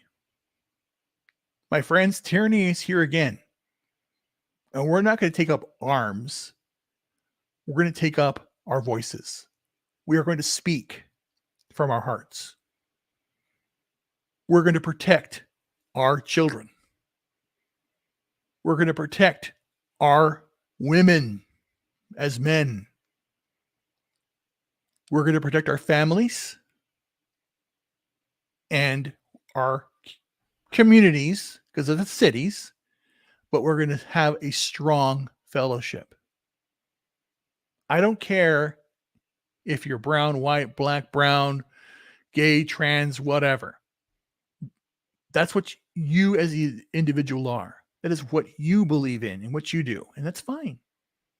I will protect your right to not be oppressed and not be murdered as other countries do. There are countries in Europe and Asia that will kill if you are homosexual, that will kill if you're trans, that will rape and hurt women, that will exploit children, but not here, not on my watch. We're not going to do that. There are certain things we cannot do. We have to stand up and do that. It's one little thing at a time. That's why I say, if you have a book out there, content, you believe in something, get it done. Get a voice. Don't stop speaking. Don't start speaking from your heart. And again, I am emboldened every single day. I watch Friday Night Tights. I watch everyone's streams. I laugh. I cry out of joy. And I'm touched by every single story. I really am. And I want you to feel the same way. So as we wrap it up here, like I said, I'm going to do more of these in the future. And I want to bring more people on. I want to hear your story, because your story is important. You are a fellow human being. You have a heart, a soul, a mind. It deserves to be heard. And these are the times where you can turn a computer on, get a microphone, get out there, and the world will hear you. Years from now, come back and you'll see the videos. And you do the same thing with the fellowship. Go back to people's streams, people's videos. Their opinion may change over time, but at the core, they have stayed true and be truly authentic with each other. And that's what you have to do. So on this Independence Day weekend, I'm a proud independent American. And I hope you all have a healthy and blessed holiday. Love your families. Take care of them. Have a hot dog, have a hamburger, shoot up some fireworks, play some patriotic music. Just do the same thing. I do the same thing. I'm going to play some John Philip Sousa music. I'm going to listen to I'm going to watch some fireworks shows. I'm going to enjoy my day because it is Independence Day. And that's all I got to say. So good night, everybody. Love you all. Take care and stay classy, everybody. And we'll talk soon. Remember, reach out to me here. Just if you can do whatever you do to help me out just for this few weeks of this transition, because I'm being evicted because what do I pay? What do I pay? Do I pay the medical bills so I can get tested and find out what I have and try and save my life, or do I pay rent? I had to come with a choice. I had to pay, and I paid everything else off. I'm trying to keep alive here, and I'm doing this. I'm trying to work as much as I can, but as soon as I get on my feet, I don't need it anymore, because I can look. I can make $20,000 in a month, easy. But I got to have the opportunity to do so. So I start this part-time job coming up. You think about it this way. Here, I'll just tell you really as I go, as I'm leaving. I'm starting a part-time job. I have to go through the last background check, and I hope they don't ding me on being a cannabis user, because I already told them I am a cannabis user and I'm not going to stop it because I need to be healthy. But it's a high-paying job, but it's part-time. It's a six-figure job for 30 hours a week, and it's a six-figure job. So I'm going to continue doing, and they're giving me health benefits. So that's why I'm taking it. For part-time work, it's pretty good, 30 hours a week. Oh, oh, okay. Yeah, I got to figure out. I don't know what's going on with the gifts, and Darius, I do not. Yeah, I got to figure out what's going on. I logged in there and it seems to be working, but I do not know why it didn't work. So weird. I don't know. I have to figure out. It just didn't work for some reason. Anyway, I logged in and it looks okay, but I have to figure out and talk to them and contact them. Pay rent, get the hospital. You can pay as much as you can afford. Yeah, I know. I'm trying. Yeah, I know. That's what I want to. Yeah, that's what I've been doing. Yeah, I've been trying. But anyway, yeah, that's what I'm going to do with the new place I'm going to go to. But anyway, guys, thank you so much, Darius. Thank you from the bottom of my heart. Again, what you have done today has been, it's immeasurable. My eternal thanks to you, my friend. Anyway, guys, we will talk soon. Hang in there. Stay blessed. Stay healthy. Stay safe this Independence Day. And we'll talk to you again soon. Take care, everybody. Bye.